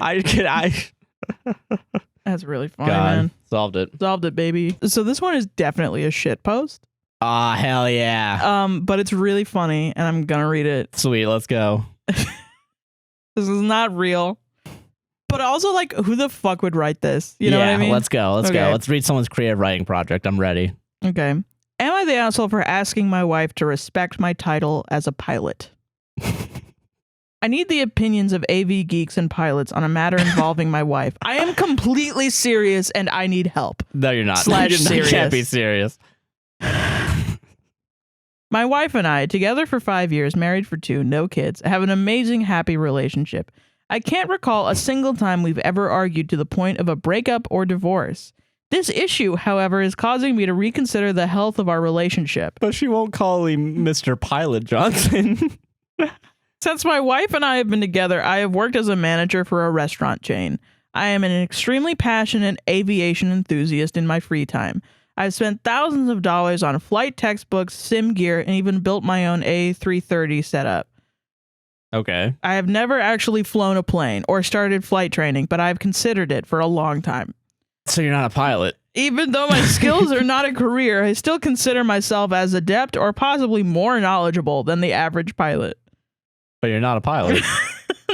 What are you talking about, guy? That being said, here's where the problem arises. My wife and I were invited to one of her male coworkers' house for a barbecue. My wife is a senior software tech for a COVID startup. She's worked there since 2020, a lucky catch after she was laid off from her previous job due to the virus. Don't tell me that you said you're a pilot at a party and then your wife was like, "No, you're not." It was my first time meeting many of her now close coworkers due to COVID and working from home. I had assumed she talked about me before, but as we were cycling through introductions, I became less sure. We make our way down the line to the host of the party, a new male hire that she has grown platonically close with. We exchange casual conversation, and Greg, host, asked what I do for a living. My wife chimes in with, he manages an insert food chain. It certainly comes with some benefits. I'm assuming she's referring to free food. In a voice that implied nothing was wrong with what she said. Yeah, because nothing's wrong with like 99% of jobs. No, I think saying that like... Oh, because she didn't say pilot? Yeah. I very quickly corrected her and told her that I am a pilot. My wife already knows how insecure I am about my job and how I'd much rather be introduced by my hobby. I earned the title of pilot through my 500 plus hours on simulation and thousands of dollars put into my craft. By those rules, I am actually a 10-star, level 10 chef, writer, a painter, and gardener. Crash dummy. Yeah, crash dummy on The Sims. Yeah. I've earned the title of pilot through my 5,000 hours on sim and thousands of dollars put into my craft. I think it is incredibly disrespectful for her not to acknowledge my skills and training. Just because I don't have the title of pilot on an overpriced piece of paper doesn't mean I'm not a pilot. I laughed it off with Greg, told him under my breath that my wife was often forgetful, which I'm sure he realized just from working with her. I don't think you like your wife. He seemed to brush it off casually. At this point, I'm fuming, but I don't go much farther than exchanging some nasty glances at my wife for the rest of the night. As we pack into the car to leave, the argument starts. She feels as if I don't deserve my title as a pilot because I'm not professional. I've told her she is completely insensitive to the work I've done, and she will never understand what it's like to study so much. She is currently on the couch as I type this. Am I really the asshole for asking to be respected? You don't deserve any respect. You know, I'm from a little known town called Stardew Valley, actually. How dare you, Sarah, say that? I'm a farmer. Yeah, I'm a farmer, actually. Yeah. Basically the same thing. I collect a little thing called starfruit, and it bumps up my energy for the day. There's these little guys called Junimos, and they're like my best friends. And like, I hate Jojo Mart. I took down a company. With my own 2 hands. It's gotta be bait. It's gotta be bait. Yeah. I love it. I love bait. I love it. But I'm like, bait for what? I don't know. Being a dick? Like, I don't know. Like Reddit for podcast? Like pilots, for dunking on pilots, so specific.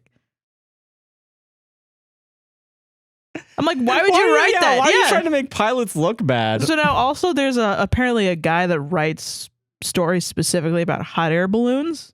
Oh, really? that are all, yeah. There's like a famous troll. So I don't know. I like what a little freak, the guy that wrote What that. a little freak, yeah. Can you try to make it real? I know, yeah.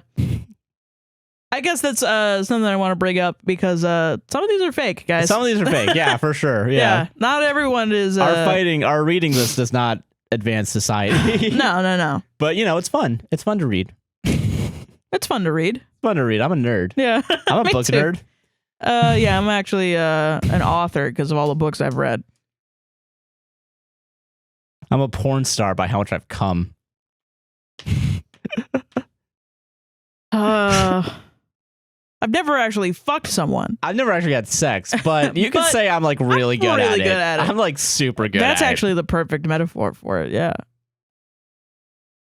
I play hentai clicker number 51. The idea of a guy, and I know this has not happened, but the idea of a guy being like, my wife forgets, but I'm a pilot. And then the other guy being like, okay, sure. Yeah. You fucking crazy little bitch. Do you think, okay, all right, nightmare scenario. Yeah. This guy and his wife's on a plane.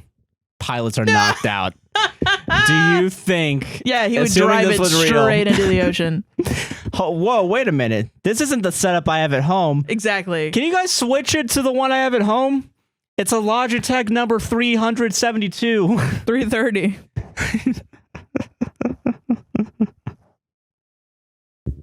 God. He just kills everyone on the plane, and he's like, what? I don't. It's not my fault their equipment's not updated. I don't need autopilot off.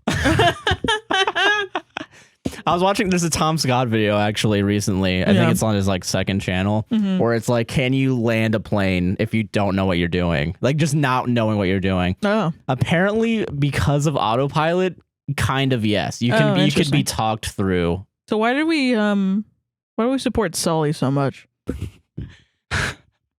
You just landed in a river. Yeah, I know. I think maybe in that case, but okay, if autopilot's off, then you're fucked. Okay. I think that's kind of what it is. Like you need to. Was it hard to turn it on? Well, I mean, I don't know what happened with Sully. I'm assuming a malfunction probably. Yeah. Are you just trying to start pilot beef? Yeah. They are heroes, Sarah. We just watched season 2 of Abbott Elementary. It's funny. Oh yeah, that was where it was from. God. But yeah, no, fucking what an asshole. What a fucking dumbass. What a sad person that wrote that. That's a sad person, yeah. That's weird. God. All right, I got listener stories. So our first listener story comes to us from Glow. I think it's Glow, Gloo. Or is it Glue? Glue? I'm going to go Glue. Glue, she, her. I glue. This one's a wild one, so buckle up. Okay. This one also has an imager post. We have officially gotten. What? We have like a full Reddit style type of thing now. Thank you, Glue. Cool. Thanks, Glue. Are we the assholes for disliking a coworker? Hey, Sarah and Josh. Hey. I'm Glue, she, her 21. Hello. In the interest of keeping this relatively easy to read, I have separated this submission into different sections that address specific things. I have written multiple drafts of this submission simply because there's so much to unpack, I cannot possibly fit all of it into a concise story. You really do not like this person. Thank you for doing it. Thank you for doing this for me. Thank you for making drafts. Wow. Holy shit. I appreciate that. I don't even do that for papers that are due. Neither do I. I don't know, because I don't go to school. The place I work at has many flaws within its company and management, and there were so many different personality dynamics amongst the staff that it's hard for me to relay some of this information without full context. So please bear with me as I take you on this roller coaster. Okay. That's why I said buckle up. Lap bar down. Okay. I'm too big? Sorry. God damn it. Oh, I guess I gotta get off. All right. This whole situation has basically been over for a few months, but I still think about it because I think it's the weirdest work of drama I have ever witnessed / been a part of. To preface, I work at a small coffee pastry shop near a suburban area. The coworker in question is Cabbage, she, her 35, who I worked with for about 9 months. Most of the staff disliked working with her for reasons I will get into. Okay. I personally did not like her either, but I worked with her alone a lot, so I was also the person to talk to her the most one-on-one. Number 1, victimizing herself / therapy at work. Cabbage was notorious for making herself the victim in any way possible. A couple of weeks into working with her, she started to claim that coworkers treated her differently because she looks, quote, alt, colored hair / tattoos. Mind you, Cabbage is a cis white woman, and despite our store being in the burbs, we live in a city whose population has a pretty large alternative scene. We've always also had other employees with the same physical attributes she claims she gets discriminated against for who have not claimed the same. Cabbage would often rant to me about various things, her roommate, her love life, our other coworkers, etc., in which I would have to console her. For a few months, our shifts lined up in a way that she and I would be alone together for the first 2 hours of my shift. She would frequently start her rants right after I clocked in and would usually start crying before my first break. Oh my God. At first, I felt bad for her, but I quickly started to dread coming into work because of the emotional labor I knew I was about to take on. Yeah, Jesus. I understand to an extent needing to vent, but I'm your coworker, not your friend or your therapist. During the point of her employment where things really started to fall apart, she claimed none of the staff liked her because we were ableist. What? She claimed to have / be a myriad of things, none of which she had diagnosis for, which might be fine if she didn't refuse to believe we could dislike her for any other reason beyond than ableism. 2. About what? I don't know. Yeah. She has to. Yeah, like for what happened? Like yeah. She's bad at the job. Oh well. Okay. I mentioned that Cabbage claimed she was being treated differently. Well, technically that was true, but not because of the way she looked. Cabbage would often speak to customers condescendingly or aggressively. She would extend transactions twice as long as they needed to be, either by not paying enough attention to customers' orders or extrapolating her own feelings or explaining things that the customer didn't ask about. We've had multiple customer complaints about her. One regular requested we have anyone else but help them but Cabbage whenever they came in. There was an instance where during the mask mandate, a man without a mask popped his head through the door and was trying to ask if he could place an order online instead of coming into order. Cabbage continuously yelled at him that he needed to leave if he didn't have a mask, and the customer ended up asking her, "Why are you being so horrible?" He should have worn a mask, though. He should have worn a mask. Yeah. One base thing Cabbage has done so far. Yeah, well, I mean, yeah, okay. During a snow day, it was just me, her, and one other person who could make it to work. During that time, people would call and ask if we were open, and she would answer to the phone with, quote, "Unfortunately, we are," or, quote, "I answered the phone, so that should be an indication to you." Holy shit. I wish I could say that. Yeah, so, number 3, Cabbage is a woke empath. All right, okay. Cabbage would try to flex her wokeness through completely unprovoked rants. To her credit, I agreed with some things that she would say, but having to listen to her ramble on a daily basis became irritating. She would complain that the storage shelves in the cafe were obviously made by men who didn't consider women might be working there because they were so high. What? Cabbage thought customers who didn't tip were all rich, entitled techies who lived in the $1 million homes in the surrounding area, and would go on about it every time someone didn't leave a tip. At the end of her employment, my coworker Beat, he them 18, and I were the only 2 Asian people who worked at my job. If me, Beat, and Cabbage were working together, Cabbage would find a way to bring up something Asian. Oh, no. Quote, "Guys, I bought a wok the other day." Quote, "Guys, have you guys tried the sushi restaurant down the street?" Quote, "Yeah, I need to get a new rice cooker soon." Holy shit, dog. While I don't think Cabbage is outright racist, I do think she has some unaddressed racial biases. Yeah. I get I'd that. say so. Yeah. Once or twice, she had mistaken different Asian women as being me. No. And during the first couple weeks of his training, Cabbage wouldn't let Beat into the store to open with her because she didn't recognize him. Holy shit, dude. Cabbage has had many toxic relationships and friendships and bladed on her being too empathetic. She said she attracted broken people who took advantage of her kindness. And while I can't make claims about her personal relationships, I can say that much of what I had witnessed from her was usually in self-interest or was performative selflessness. Any kind act from her she announced and explained so we could tell her how kind it was. A few of us had gone through a traumatic event at work, a whole nother story, and we were allowed to take time off for the following week or 2. Not only was Cabbage the only coworker not to reach out when the event happened, but when we came back, Cabbage asked one of my coworkers who had been affected, quote, "How was your vacation?" Why were the assholes? Okay. A few months into working with Cabbage, it became clear that the whole staff disliked her. Eventual new hires would usually come to the same conclusion after a few weeks. Now, I'm no stranger to shit-talking, but in retrospect, the extent of which we went was too far. No. We would basically start talking about her the moment she left the room. venting to each other about the shit she had just said and done. But at some point it started to get really nasty. I'm embarrassed. Shock humor became our new form of shit talking, and we keep upping the ante. Not good, fam. I'm gonna do some trigger warnings here because this is pretty bad. Really? And I'm sorry to you, listener. You should not have put these in. Yeah. I don't understand why anyone would want to be her friend.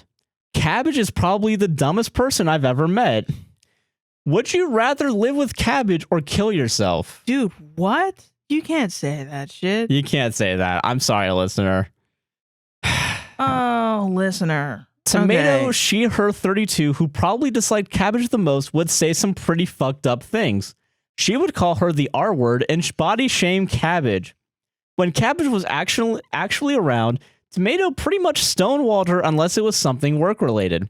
And while I never said anything agreeing with offensive things that Tomato said about Cabbage, I also didn't call her out. Cabbage took notice of the shaft's disdain towards her and would sometimes ask me what she was doing wrong. Being non-confrontational, I went wrong here too. Instead of giving her a blunt answer, I sugarcoated it and let her believe it wasn't as bad as it was. Dude. Our manager had multiple chats with her about her behavior and how she made the rest of us uncomfortable. She wasn't very receptive to feedback. According to our manager, Cabbage just made excuses and deflected, which I believe based on my experience talking to her. Everything came to a head one day when Cabbage saw Tomato and Garlic, he 23, Coworker, go into the back together and assumed they had gone to talk about her. She stormed out of the store in the middle of her shift, saying that if they didn't want her there, she would just leave. After some heated text messages between Cabbage and Garlic, Cabbage wrote an email to HR basically complaining she was being excluded in the workplace. HR came to interview the staff. I happened to not be scheduled this day, and pretty much nothing came of it except more built-up tension. During all of this, our manager also strongly disliked Cabbage and was trying to get permission to fire Cabbage. Holy shit. She asked us to come to her with anything inappropriate Cabbage would say to us or our customers. Eventually, she fired Cabbage via voicemail over some dumb scheduling conflict. Oh my god, what? The post-Cabbage era. I think my coworkers and I may have gotten more assholey after she left. It felt like I was a high school bully or something and we were obsessed. So much so that we still talked about her months later. We stalked her social media to see if she had said anything about us or her firing. We would make fun of her posts and how they were cringy. Two of my other coworkers actually had their friend message her on Facebook after the fact, pretending to be a buddy. Cabbage immediately caught this and messaged back saying my coworkers were deplorable. Wow. A few months after her firing, I got a random text message from her bashing me and my coworkers. Good. I didn't respond, but it reignited our obsessions with her for a while, and we continued to make fun of her. Are you ready for the text message? Because it's in here. Yeah, okay, go. I wish someone would tell Garlic that he's a horrible singer, totally tone deaf, and an embarrassment to the music industry. Okay, what? Save him his dignity and have him stick to his day job. Tell Tomato she looks 50 and she's a racist piece of shit. You and other coworker laughed at her jokes about albinoism. Oh, wow, what? You're both deplorable. Saw that you guys were hiring. Of course you would be. No one wants to work at that ableist shithole. Peace out. And then the peace out emoji. That's it? Yeah. Wow. That's the end of yeah. We haven't heard from her since, and she doesn't come up in conversation quite as often anymore. Personally, I think everyone involved is an asshole. This whole situation was a shit show, and it could have been handled better by everyone involved. But I'm curious about your opinions. I'm sorry the submission is so long and probably incoherent, lol. But No, I love it's APWSTR and hope you found some of this entertaining. Full disclosure, I don't know why I kept that one in. Saying it out loud and hearing it is very different. So when you first read it, what was your opinion? I was kind of like not Garlic, but the coworker Cabbage, right? Yeah. Did seem like the asshole. Oh, wow. But maybe that's because I skimmed through it too quickly.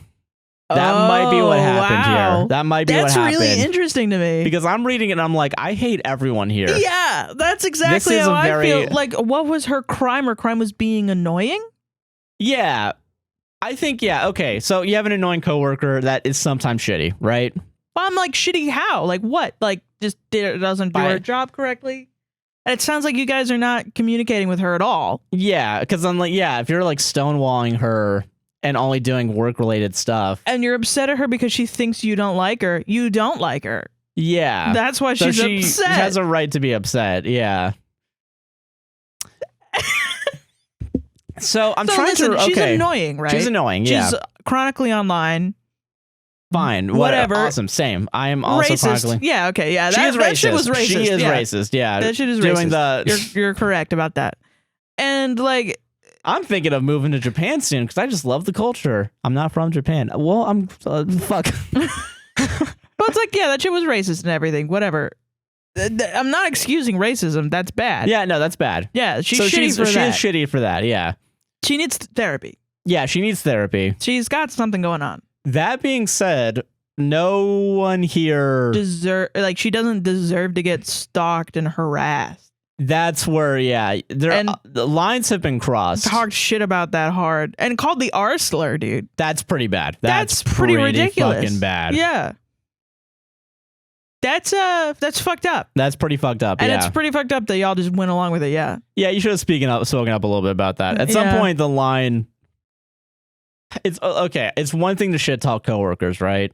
I mean, it's another thing where you're stalking her after she quit. That's crazy, dog. And got fired. Like, yeah. I'm trying to connect this to me now. Yeah. Because I had a coworker I didn't like working with back at Universal. Everyone has a coworker. Yeah. But that's my thing is like everyone has a coworker they don't like working with. You don't have to run them out of the job. Yeah. You still work with them like an adult.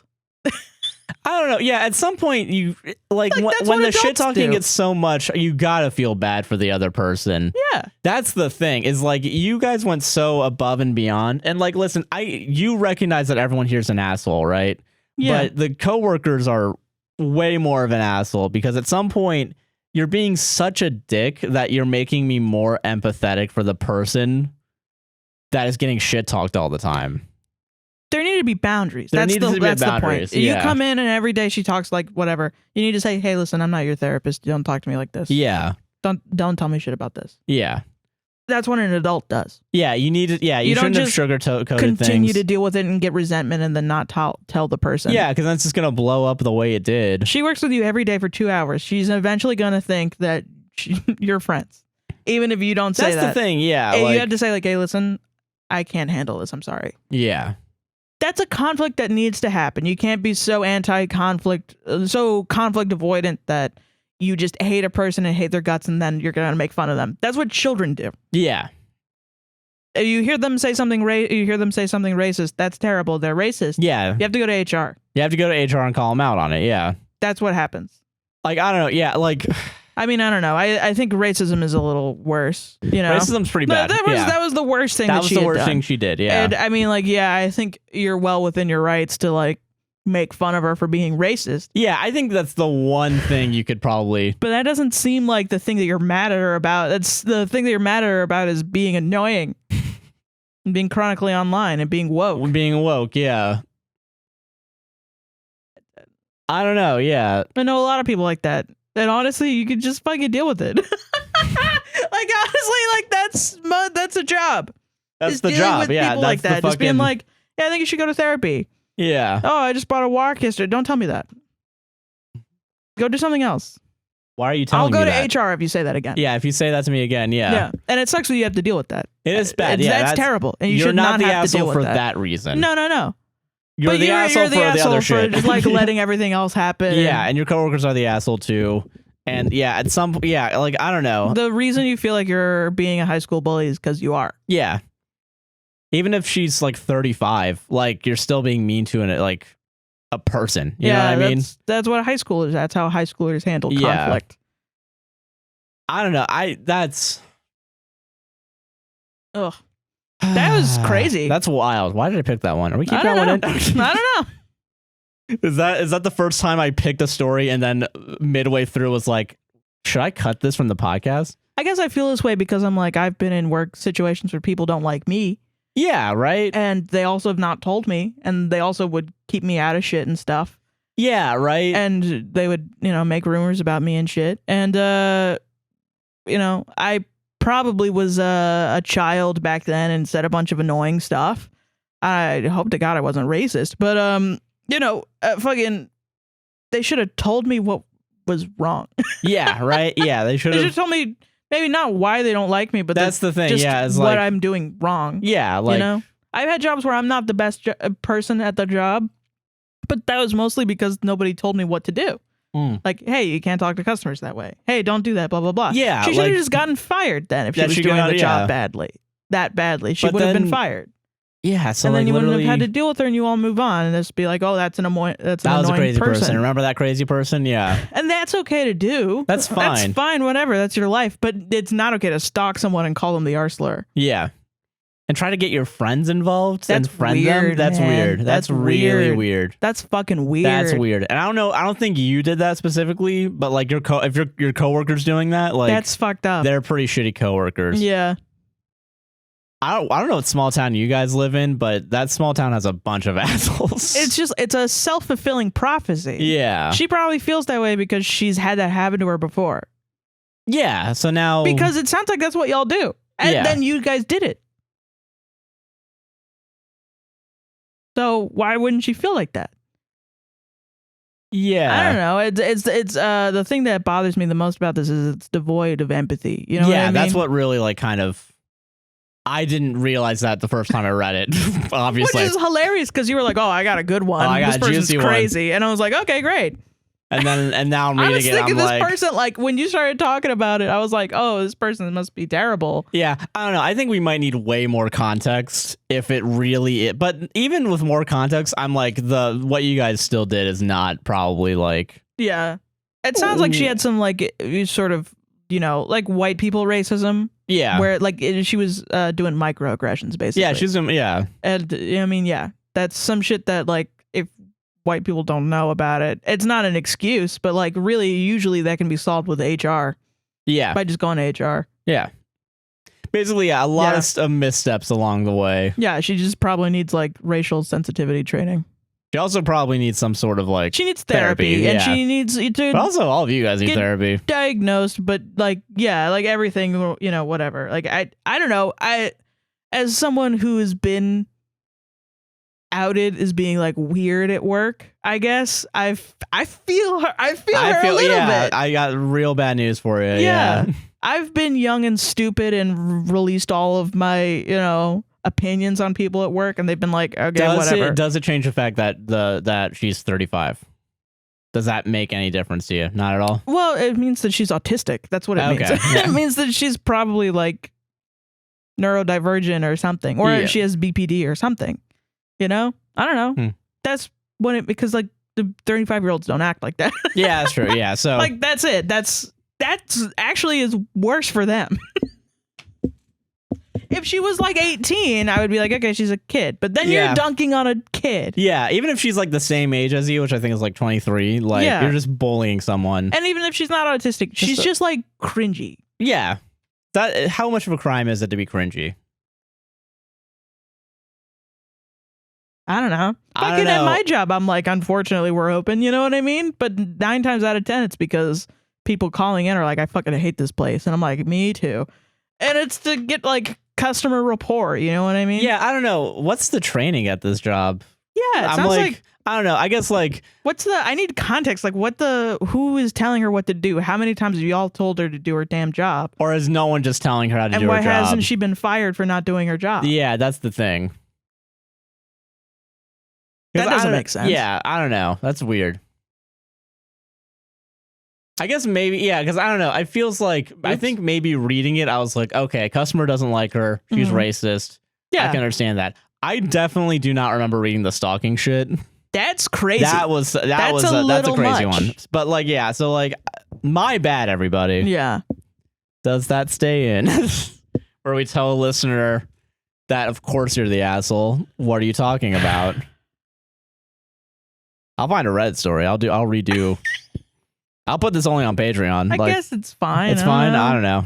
I mean, I don't know. I guess I'm like, for being racist, I'm like, you should be fired for being racist. Yeah. She should have been fired for that. But I don't know. Yeah, it's like that's the mature way to handle it, not just like harassing someone until they are leave. Fired over a scheduling conflict. Yeah, where you have to make up a bullshit excuse. Yeah. Because like I've dealt with harassment in jobs, and to the point where like I'm being harassed, right? And I've had to go to HR for harassment. And that fucking dude was like, is still at the job. And I didn't want him to even get fired because I was like, I mean, he needs money. Yeah. You know? It's crazy to me that somebody could just see someone that they don't like at work and be like, I want to get that person fired. Yeah. That's wild, dog. Yeah. That was a wild one. That's that was wild. That was wild. That was wild. Not for the reasons I thought it was, but it was. But I mean, like we say, listener, being an asshole doesn't there's mean redemption that at the road. Yeah. Yeah, just don't do that again. Be more like an adult. How old was the listener? 23. Okay, yeah. My age. My age. Me too. I get to bully my age. Feel that? I was like that when I was 23. Don't worry. So yeah, you're good. Don't worry. There's redemption. There is redemption. When you grow up too, you'll be like, man, I can't believe I did that. Because I am like, I can't believe I did that. I've done worse shit also at jobs for sure. Like I had a friend who choked out a girl one time, and I totally was not like, hey, when someone chokes someone out, I don't want to be like not on their side. Because they're going to choke me out for sure. There's fear. Yeah, fear is definitely a player in this. Fear was a motivator. So, I mean, I should have stepped up to help that person out, but I did not. I worked in food service, and sometimes I didn't wash my hands. What? That's worse. But no, yeah, this shit happens all the time. But it's like the toxic workplace kind of brings everybody in. Yeah, it's really, I blame capitalism. Okay. Yeah, me too. You know what? Yeah, I blame capitalism. Capitalism's wrong with this, Fuck actually. That. Yeah.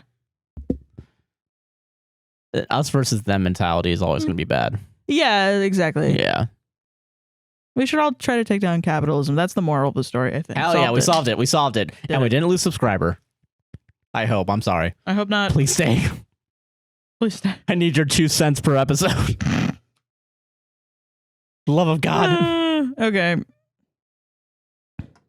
Am I the asshole for deceiving my wife into joining me for a drive to work? All right. I'm curious. This is... Okay. Am I the asshole receiving my wife into a picnic? You'd think so. But no, it's probably going to be worse. I know. It's probably going to be worse. I, 37 male, and my wife, 31 female, live in a suburban area. I commute to work in a nearby city every day, and she stays at home. We have no children. My commute is generally about 2 hours. I can shorten this by 10 to 20 minutes with some good timing and luck, but for the most part, it's a long commute. Now, what has often been the source of friction in my marriage is that 9 times out of 10, the moment I step into the door, my wife asks me to do something. She always has some miscellaneous chore that absolutely cannot wait. She wants me to take out the trash, make dinner, wash some dishes, or whatever else. I've told her time and time again that I need a bit of time to unwind from work, and then I'll happily do it. Last Thursday, after I asked her for time to relax, she said that I had 2 hours to relax after work. She insisted my commute home was plenty of time to listen to music and unwind. When I explained that driving in traffic was probably more nerve-wracking than work, she said I was just sitting on my butt. I don't agree with anyone right now. This Monday, I woke her up with me and said that I had a special surprise for her. She assumed I had taken the day off work and we were going somewhere special. She got dressed and we got in my car. I got to the freeway where I told her that we were going to spend the next 2 hours sitting in traffic together, as she considers that leisure. We got a mad lad here. Dude, you tricked your wife like she was a dog. Ready to go to the park? Psych, we're going to the fucking vet, bitch. Gotcha. You just got pranked. You just got pranked. Filthy pranked. She immediately got upset at me for lying to her. Did he put it in quotes? Yeah, he did. No, you lied. You did lie. What? We argued for about 20 minutes until she stopped responding. Then she started watching Netflix on her phone. Then she asked me if she to drop her off somewhere so she could Uber home. I did not. Now you're kidnapping her. That's a crime. Now you're committing a crime. We got to my office building and she immediately jumped out of the car to find something to do. I went to work as usual, but after I finished, she was nowhere to be seen and not answering texts. Finally, I called her and she picked up the phone to tell me she had taken an Uber home in the afternoon, then hanging up on me. Since I did this, she hasn't said more than a word or two to me at home. She seems to be really upset. But did I take this too far? Yes. Yeah. Yeah. Well, you kind of kidnapped your wife. There's a similarity to these two stories where you take things too far. You kind of, a little bit. I don't know, she's shitty for just like assuming that everything's cool. Yeah, traffic. If you don't like traffic and you communicate that. That's what I'm saying. Yeah. And in both situations, the answer is to communicate like an adult. Yeah. Use your adult words. But instead, you were like, I'm gonna teach her a trick lesson. Her like she's an animal. I'm gonna teach her a fucking lesson. I'm gonna put her in her crate and shove her in the back of my car. That's ridiculous. Like, that's, what are you trying to prove? That she can watch Netflix while you drive? Like, I don't know. Yeah, of course she's, that's not explaining why it's difficult. It's like, hey, I hate driving in, and let's be honest, you're probably LA traffic. This is? Some big city, whatever. It's right? Dennis Reynolds thing. Yeah. You're like crazy, man. Yeah, right? Like literally. Why would you do that? I don't know, man. I really don't get that. I really don't understand this. Like, just say to her, like, hey, you know what? Why don't you sit with me? Can I show you? Can I show you what it's like? And you can't have your phone because I can't look at my phone while you're driving. Well, yeah, and you have to sit there. We have to sit there and blah blah blah. And then maybe you can learn to like the commute also, because maybe you can like be there with your wife and sort of feel a little bit. Yeah. Or maybe, I don't know, you can like come to some sort of compromise where like you talk to your wife, you like FaceTime your wife while you're driving. Yeah. But something. And something. I can understand traffic being nerve-wracking. Yeah, it's another thing to be like, I'm gonna fucking show you what this traffic's like. Like, I don't think crazy, that's crazy. That's a wild thing to do. That's crazy to me. And then like you expect her to be there all day? Like at your job? Yeah, of course. Like, she's gonna Uber home. She's nowhere to be found. Yeah. Yeah. Because she has stuff to do. She has fucking things to do. Asshole. Yeah, she was You're a little weird. bit shitty and you decided to be way shittier. Exactly. Yeah. Everybody's shitty here. Everyone's shitty here, but you're definitely the shittier asshole here. Wow. That's crazy. Wow. You guys are really just pushing limits tonight, man. That's pretty wild. Pretty fucking wild, man. All right. Fucking solved it, though. Well, solved it. That was a fun one. Yeah. All right, this comes to us from Anonymous. He him. I don't remember this one. I don't remember any of these. What did I pick these? I should close the form. You should just do Reddit. I should just do Reddit. Fuck it. Let's just succumb to every other Reddit podcast. Let's just do it. Mm-hmm. This next story comes to us from Anonymous. He him. Damn. Hey guys, just got through all of last year's backlog. You can say it. Hey guys. Greg Turkington here. Yeah. Hey guys, just got through all of last year's back catalog recently, and I've been keeping up to date with everything you've been posting. Thank you. Thank you. I'm 23 and have been playing D&D with the same group for the last 4 to 5 years. Hell yeah, it's a D&D one. Yeah. Fuck yeah. For the sake of the story, I'll spare you the jumble of fake names and just let you know that my wife, my best friend, and the rest of the group used to all work at the same McDonald's with my wife and I when we started this game. Okay, cool. My wife. I'm sorry. This isn't the high stakes situation or anything, but I have been feeling a bit unappreciated lately. My best friend and I alternate weeks of running games, and we meet very regularly. I completely understand people not being able to make it. Life happens. But I have been putting a lot of work into running a homebrew game, which just had something of a, quote, act break, if that makes sense. Yeah, that makes sense. I asked the group before we got to that point if they would be willing to run some one-shots to give me some time to prepare some of the next campaign. This got approval, so I set to work. I made 4 one-shots meant to take place over in the in-game year break that their characters are experiencing. Still waiting on info of what their characters are doing during that time period, too. But now that I have these one-shots made, I'm receiving radio silence from everyone but my wife and my best friend. We are still scheduled to meet at our normal times, but at this point, people are going to spend a good portion of our time making their characters, and I just have to roll with whatever they come to the table with. I don't want to be too pushy, and I know it's just D&D and it isn't that serious, but I really don't want to put all this effort in just for them to show up unprepared. I enjoy spending time with them, and our game nights are always fun. I just don't know what, if anything, to do in this situation. Thanks. TLDR, most of my D&D party is ignoring multiple messages in the Discord server while I'm working on one-shots in an overarching campaign.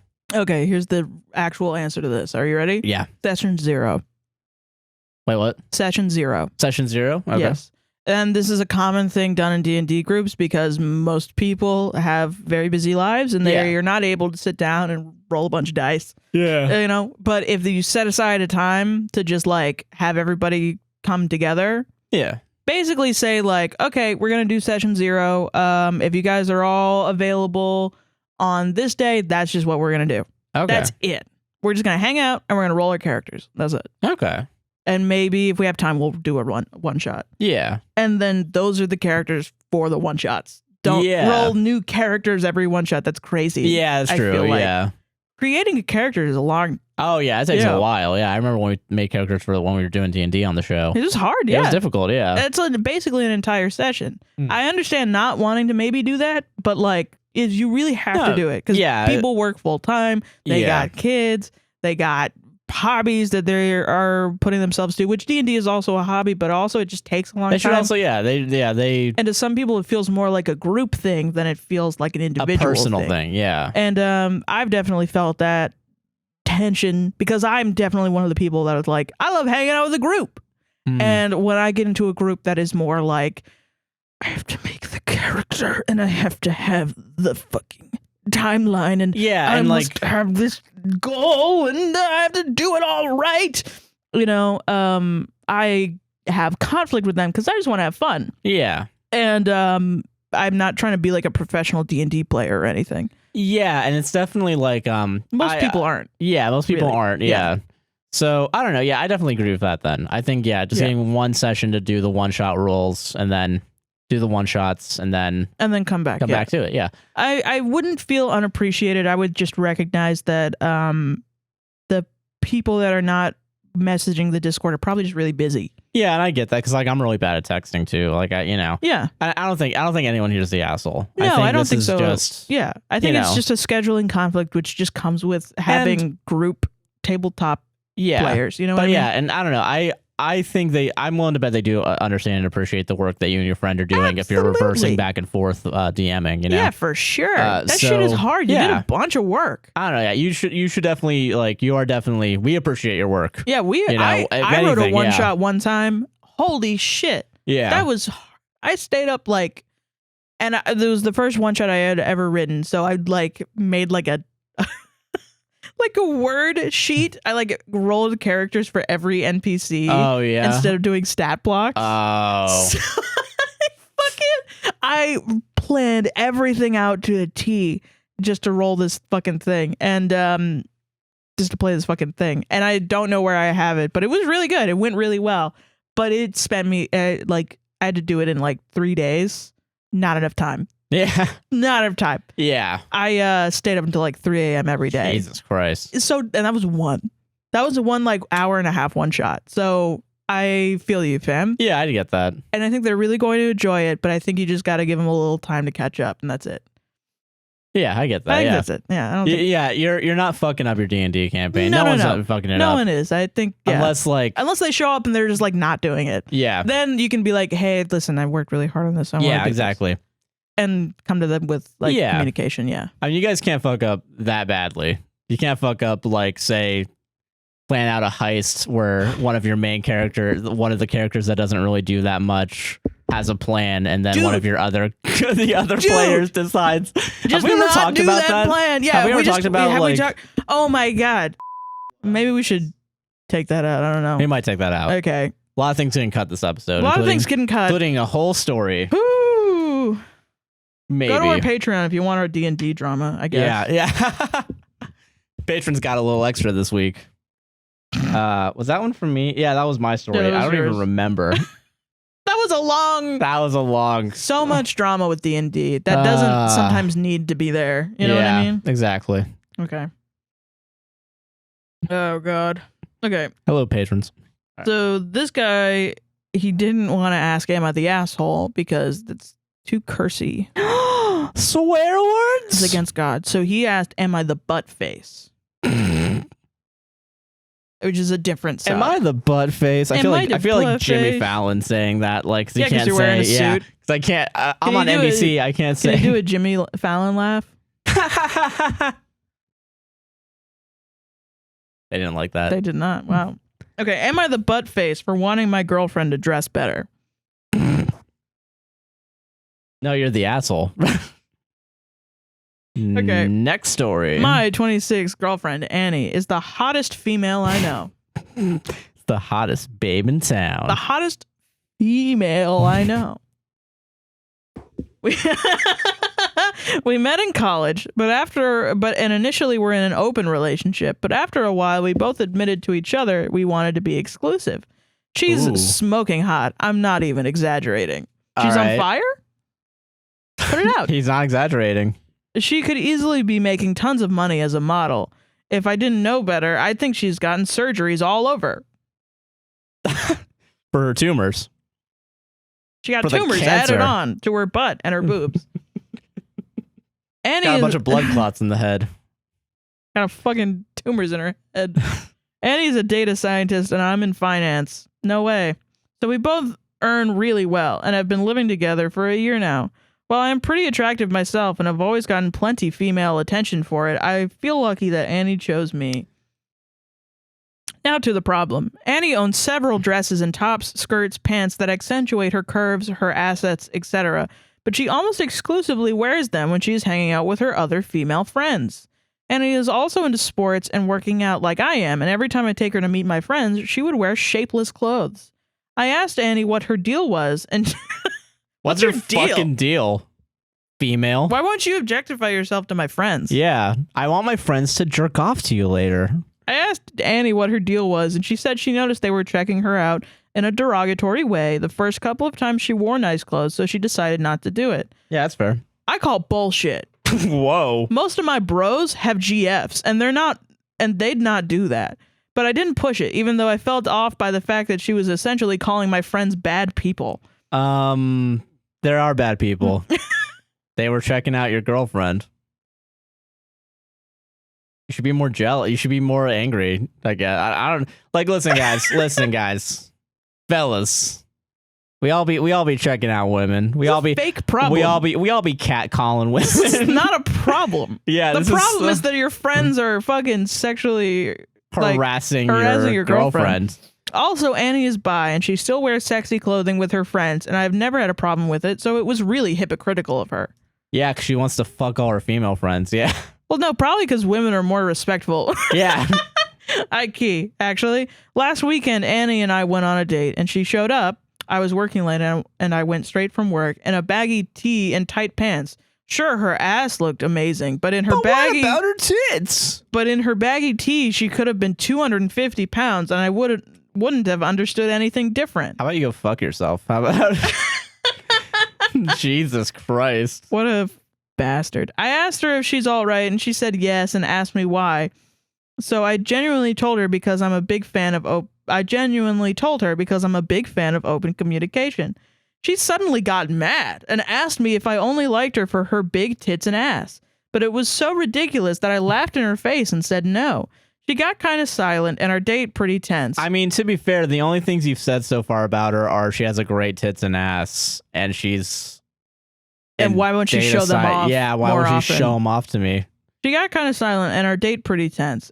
Ever since, she's gotten kind of snappy and all that, and I'm wondering if I actually did something wrong? And all that's doing a lot of legwork. I'd apologize if I have.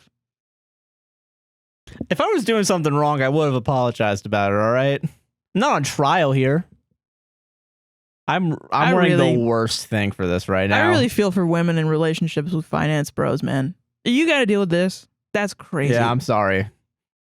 Wow. I feel really bad that I'm wearing this right now because I feel like a finance bro for some reason. Just like top up, just full suit. Like, yeah. Well, I mean, like jeans and... Well, I mean, yeah, to be fair, I am wearing jeans and sneakers on, but like from the top I feel like that's kind of financy, I feel like. Ah, fuck. You know what I mean? Like, you're not wearing like... I feel like I'm more tech bro-y right now. Yeah. I'm tech bro. I'm not finance. Still tech bro. I mean, it's pretty similar, I guess. It's just like, it's... I don't know. This is gross. This is all just gross. I don't even know how to describe it. It's just like, ugh. We all know what's wrong with that. If you don't know what's wrong with that, you need to stop listening to this podcast. And I don't want you in our... Yeah. God. If you're like, what's wrong? You just want to show up for big titties. Big boobies. I love you, boobies. Oh, yeah. You're gross. Solved it, bitch. You're gross. Throw them in the trash. Oh, is that the end of it? That's the end. Oh, shit. Yeah, that's gross. That's the whole thing. You're a gross man, and you should gross stop. As fuck, dude. You should stop hanging around. You should stop breathing in the same air as women. Why are you objectifying your own girlfriend like you're some fucking pimp? Yeah, it's weird. Yeah. Like you just see her basically as an asset to your reputation. Yeah, why didn't you believe her when you said... I know. It's like you don't even like her. You don't trust her. You don't respect her. And yeah, the only thing I get off is, you like her tits in her ass. Yeah. That's the only thing. You haven't said anything else about like her personality. Yeah, what about her feet? Let's get to the brass fucking tacks here, dude. What do you do to her feet, dog? Yeah, that's what I'm upset about. Give her a foot massage. Dude, if I had to like, A, if I was hot, and B, if I was hot, shut the fuck up. Okay, fine. If I had to wear tight clothing every day, you're doing the same thing he's doing. Yeah, I know. But fucking, if I had to wear tight ass clothing every day, just around, if you got upset at me for not looking good, why, babe, why aren't you showing off them boobies? I would be like, man, it's like 11 months until I get to leave this fucking lease. Yeah. I'd be like, oh, God. Honestly, yeah, you just be counting the days. I get that. Yeah. Just wear whatever clothes just let her wear whatever clothes she wants to whenever she feels like it. Yeah, because if you're really attracted to her, you would be attracted to her even in baggy clothes. Even if she was, 250 pounds or whatever the fuck. Yeah, you'd still be attracted to her. I believe that for sure. He wouldn't. But fucking... Yeah. Straight up. That's so... Why would... Okay. Let's... There's 250 pounds is the worst thing you could be. She's wearing... She wore tight pants. And her ass looked great.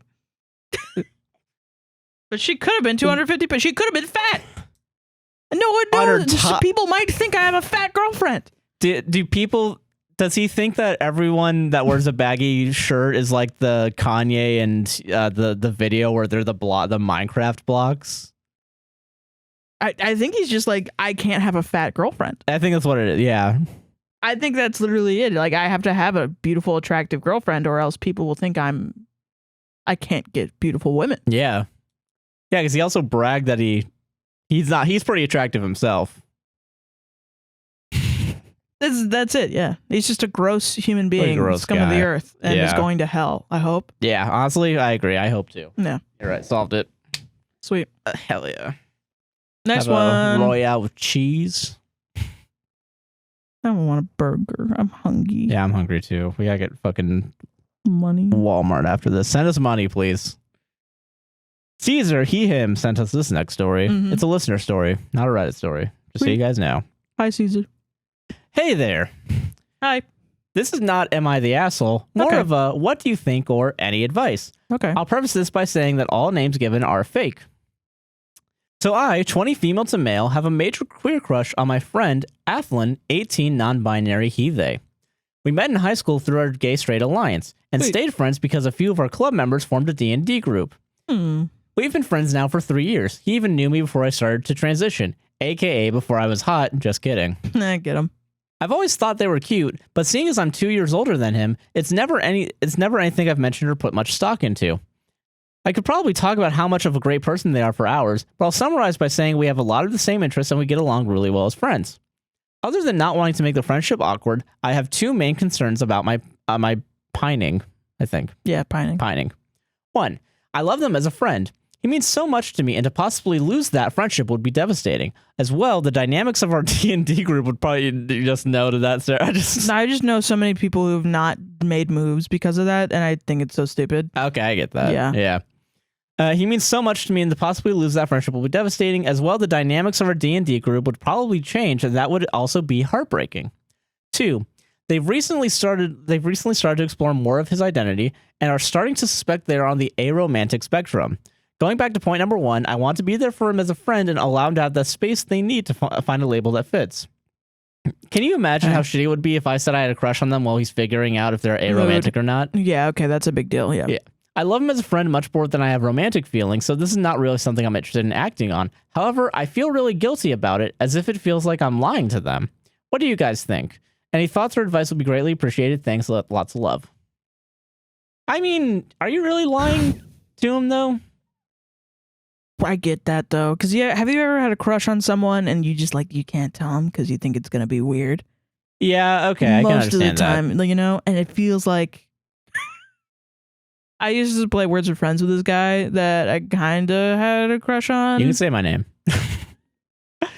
And I was like, I can't do this. I can't like ask him out, you know? Yeah. And it ended up being weird and he didn't really. Yeah, I get that. I understand that. But like, and even looking back, I'm like, I don't know if that was a crush. I think it was just lonely. Ah, okay. He's the only guy I talked to, really sad. But yeah, fucking, and I felt like I was lying to him by being like, no, yeah, we're totally just friends. You know what I mean? Because even though I didn't feel that way, but I'm like, I feel like you should be able to say, hey, listen, I have feelings for you, but I understand that you are realizing that you're more aromantic, and I don't want to put that on you. Okay, yeah, I understand that. So but I feel like I have to tell you this because I feel like I'm lying if I don't tell you this, and I want to be a good friend to you. Okay, I understand that. Like, why can't you say that? And then if he's like, if they're like, I can't believe you would do this. I just don't understand why they would say that. Yeah, I don't think that would be a response from them, you know? So, yeah, I think probably not. I think, yeah, there's a way that you can bring up to them. It's going to be weird. It's going to be weird, but if you feel like you're lying, it might just be better to be like, hey, listen, I do have these feelings for you. Yeah. And just say like, hey, listen, but I understand if you're being more aromantic, that's okay. Blah, blah, blah. I respect you more as a friend, and I love you more as a friend than I do these romantic feelings. Yeah. But I just wanted to let you know. Yeah. And then you roll up on your skateboard and get it again. That's not manipulative. You're being honest about your feelings. You know what I mean? Exactly. So, yeah. All right, I get that. I don't know. And I feel like you should say that because, I mean, like I said, I have many, many, many, many, many times of friends who really were just scared of romantic relationships. Yeah. That had crushes on people that they like met on Grindr or like Tinder and like had sex with and kissed that were like, they were scared of saying that they had feelings for them. God forbid. And I was like, fucking just say it. Yeah. Just say it. Just fucking say it. And this would be like, I mean, it's a different situation, but like they would like hang out with these people for like 3 times and then they would have like a romantic feeling, which is normal. Yeah. And then they would be like, oh, but I value our friendship more. And I'm like, dude, you met 3 times. Just try. It's more of I'm scared of having a relationship than I am being ruining a friendship. Yeah. Jerking off your best bro, being like, we're just friends about this. Yeah. You want to touch this hand? I just jerked off someone with that. You touched the balls with that one. Fuck. I don't give a shit. Damn. Penis on my hand. Gross. Disgusting. Penis. Yeah, I think you should fucking tell them. Tell them, yeah. For sure. They'll probably appreciate it. I think so. Yeah. If anything, they'll appreciate you being honest with them. Yeah, it's good. Yeah. Honesty is the best policy. Yeah. The more you know. The more you know. Okay, this one's dark. A real banger to end out the night. Yeah. And it's personal to me. Boo. You're going to feel bad for doing that. Am I the asshole for calling my friend a drama queen for reporting a professor's scenario? All right. Let's get ready for this banger of an opening. Fucking best opening. Let's go. Let's go. Anything. Let's do it. I'm dressed up for it. This is the best one. Let's do it. My friend, 20 female, lost her parents.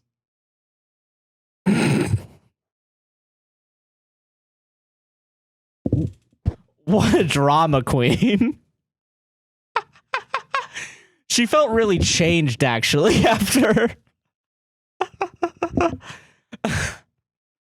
What a... Already you're the asshole. You're already the asshole listener. My friend, 20... This is not a listener. This is a Reddit. My friend, 20 female, lost her parents. She could chew your ear off telling you how hard it is going to college without parents. You got some major balls. You got some major balls, Redditor. You should be locked up. You should be... You should not exist. in the world talking to people. You need to be shadow banned off of every Off platform, the off the world. planet. Yeah. God needs to shadow ban you. Yeah, somehow. All right, I've already sunk into my seat. Let's do it. Okay, my friend 20 female lost her parents. She could chew your ear off telling you how hard it is going to college without parents. Fucking nag. And how unfair college and professors are because they assume every student has parents. She complained how the admission team at her school kept referencing parents when she came to the tour alone. I tell her she needs to understand she's one of the few students in that situation. The school can't cater around the fact her parents are dead.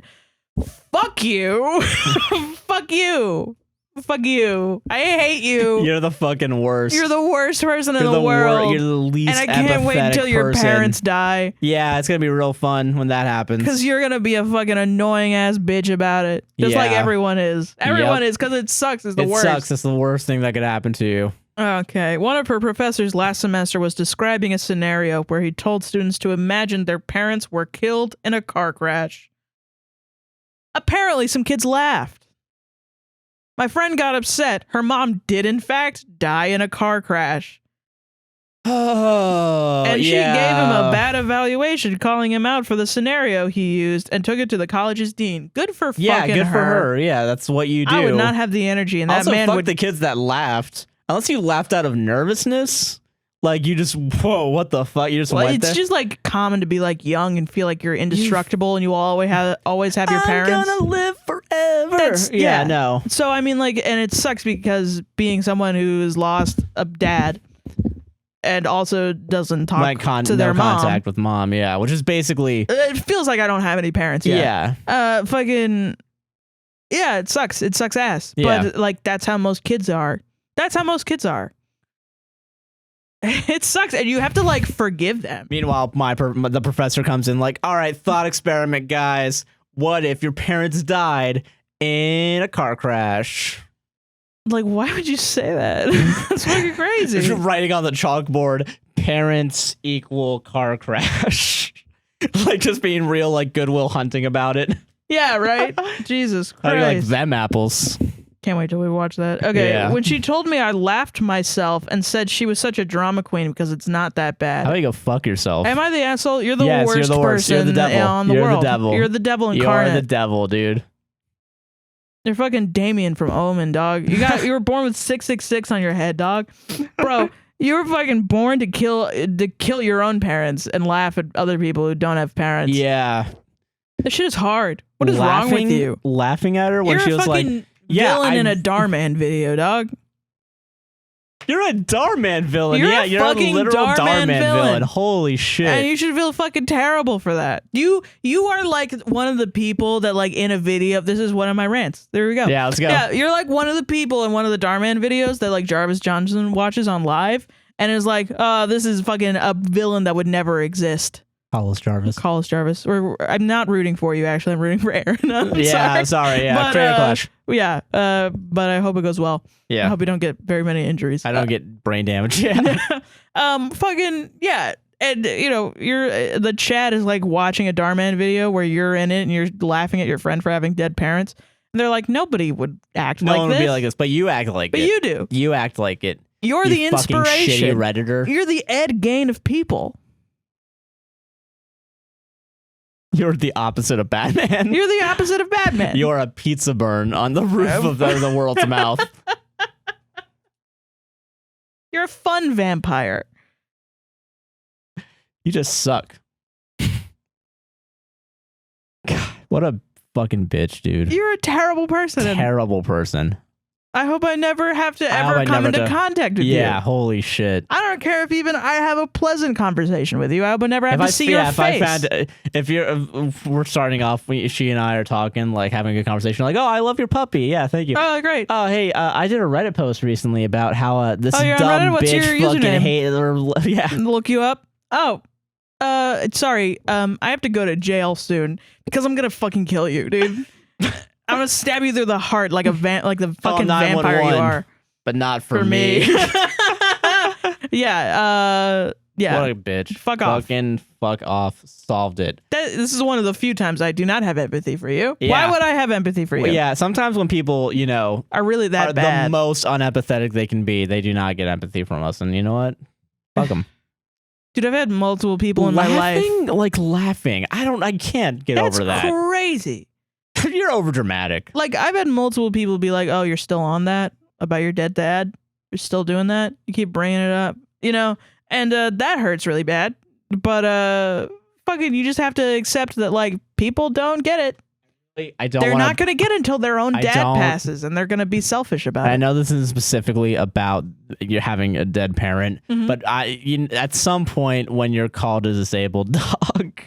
Oh, yeah, my friend called me a disabled dog because I was in a bad place after my dad died. Yeah, and now he won't call me. Now he's not calling me. Yeah. Because he's too busy to hang out. Yeah. God forbid. And I think the next time he calls, I'm going to hang up. I'm not answering. I think. God. Solved it. He doesn't watch these, I don't think. Yeah. This is a real test. This is a real test. All right. Our final story of the night is a listener story that comes to us from Bam, she, her. Yeah. Am I the asshole for refusing to pay my ex rent and bills after we broke up? Sorry for the long one. Hi, guys. I, 25 female, was recently in an awkward situation with an ex, 26 male, I used to live with, and I'd like an outside opinion. Spoiler alert, awkward's doing a lot of legwork here. Oh, really? Yeah. Ooh. A few months ago, I left my ex of 4 years after finding out he had been, at minimum, emotionally cheating on me for 12 to 24 months. He admitted that he was no longer in love with me, which floored me. After I confronted him on why he was staying out until early hours in the morning most nights, and I found out he had been messaging other women and even went to one's house with intentions to sleep with her, but got rejected when she found out I existed. Oof. I obviously licked my wounds, got myself up, and left his crummy ass. Good job. The issue was that 3 months before I found out he was cheating, we had moved into a big, expensive apartment together that I didn't want to get because it was out of my budget, oh God, which tied us financially. He had fronted 6 months rent up front because my income is about half of his, and I was paying him back with my half of the rent each month, which I still intended to do while I find myself a new home. A few weeks after we broke up, I started dating again, and my ex took this very badly. After he found out, he burst into my bedroom at 2 a.m. We had separate rooms at this point, very drunk, and started slurring horrible things at me until I shouted at him to get out. He spent the next few days trying to intimidate me at home, and I ended up packing a bag and couch surfing for the next 2 months because I didn't feel safe at home. This was very triggering for me as I am working through my PTSD, mostly around my being homeless at 17. Holy shit. It was exhausting working a 30-hour manual labor job when couch surfing because I never got a full night's sleep, so my mental health was battered. Damn. I finally found a new home, packed up my things, and left him fully behind me. Over the few months of my couch surfing and since I've moved out, my ex has been reaching out asking for my half of the rent and bills from those 2 months. I've told him to suck it. I'm not paying for rent in a house I was not welcome in, and for the electricity bill, he ran up on his own. Yeah. I had some mutual friends imply I was kind of an asshole for not paying my half because my ex is now having to work 6 days a week to cover his expenses. I think if he'd been more civil with me until the tendency was up and picked a place with reasonable rent for both of us to begin with, then he wouldn't be so broke. So am I the asshole? So this is a message for your friends, right? Your friends that said that? Yeah. Hi, my name is Sarah O'Heron. I am a host of a podcast. You could show them the phone. I'm the co-host of a podcast called A Podcast Will Save This Relationship. Your friend wrote in and said that after her boyfriend, who cheated on her for 1 to 2 years, and forced her into an apartment that she didn't want, that was too expensive, and then bursted into the room of into her room because she was dating at 3 a.m. because she was dating after she had broken up with him. She left to fucking couch surf, you know. You said that she was an asshole because she didn't pay rent. Because she didn't pay some bills to that guy. So I'm here to tell you to go fuck yourself. and you're crazy. To you too, you know? I think you should suck it. Yeah, dog. you should go fuck yourselves. I don't think you good don't deserve friends. this person as a friend. Yeah. You do not deserve this person's friendship. You value money over people. Yeah. Is what I'm getting capitalist, from this point of view. Yeah, that's crazy. Yeah, it's crazy. Your friends are crazy. You're not the asshole, No, obviously. I'm to so me, sorry obviously that not the happened to asshole. you. That guy was a dick. Yeah. Obvious. Oh my God. Yeah. Fucking ridiculous. Yeah, no, don't pay him. Don't pay him. Fuck him. Fuck that. Honestly, yeah, no, like, listen, he made the decision to cheat on you, made the decision to move into an expensive apartment while cheating on you. While cheating on you, basically trapping you. Yeah. So, yeah, no, he made his bed. He's going to lay in it. Yeah, fuck it. Fuck him. If he takes you to small claims court, you can just show all this information. Yeah. Literally. And probably a judge is going to side with you, dude. Yeah. If anything, do whatever you can to get yourself off the lease, too, if that really... Unless he's on the lease by himself. But then you don't have to do you're anything. You're not legally liable to do anything, yeah. And if his name's on the electric, then... He paid rent for 6 months. You're good. Rent got paid. You didn't make any, contract that you have to pay him back. Yeah, exactly. Yeah, no, fucking... The bills are paid. The bills are paid. Yeah. So... Sounds like he just...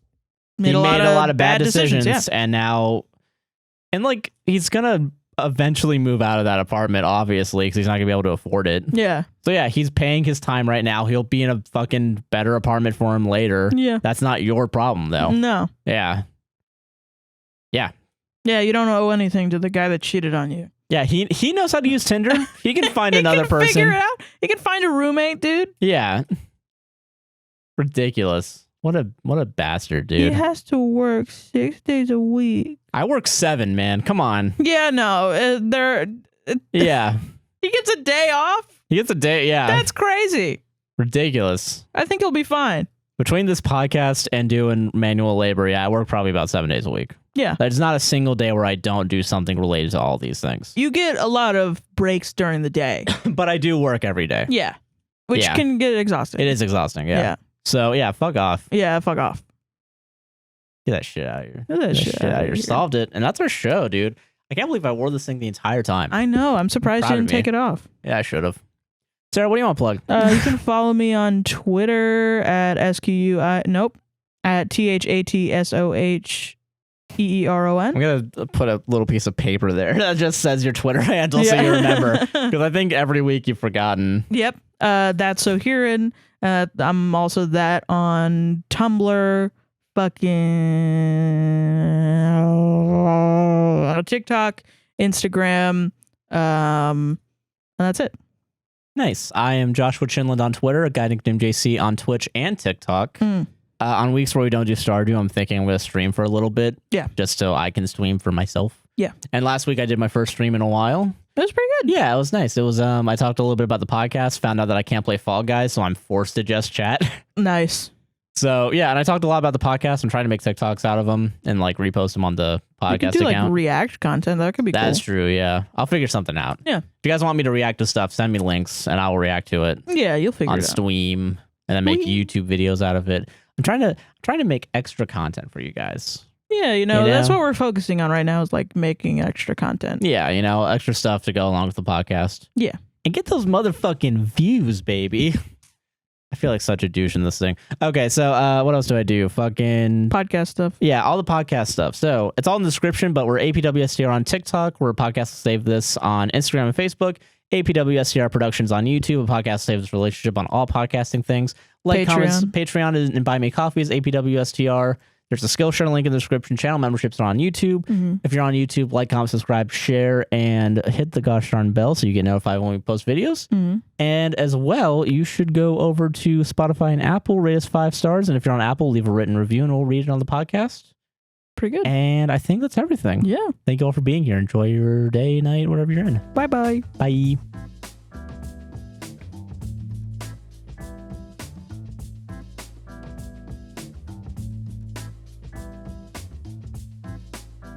Hi, everyone. Hello. Oh, no, wait. Oh, we gotta do an outro. Fuck. Bitch. I'm stupid. I'm That's dumb. going to be the outro now. Fuck. Now everybody knows that we fuck. record the intros that after. I'm stupid.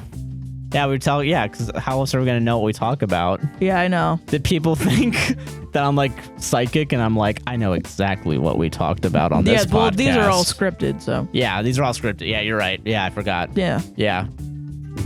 No wonder why they won't collab with us. Now it says fade to black. No.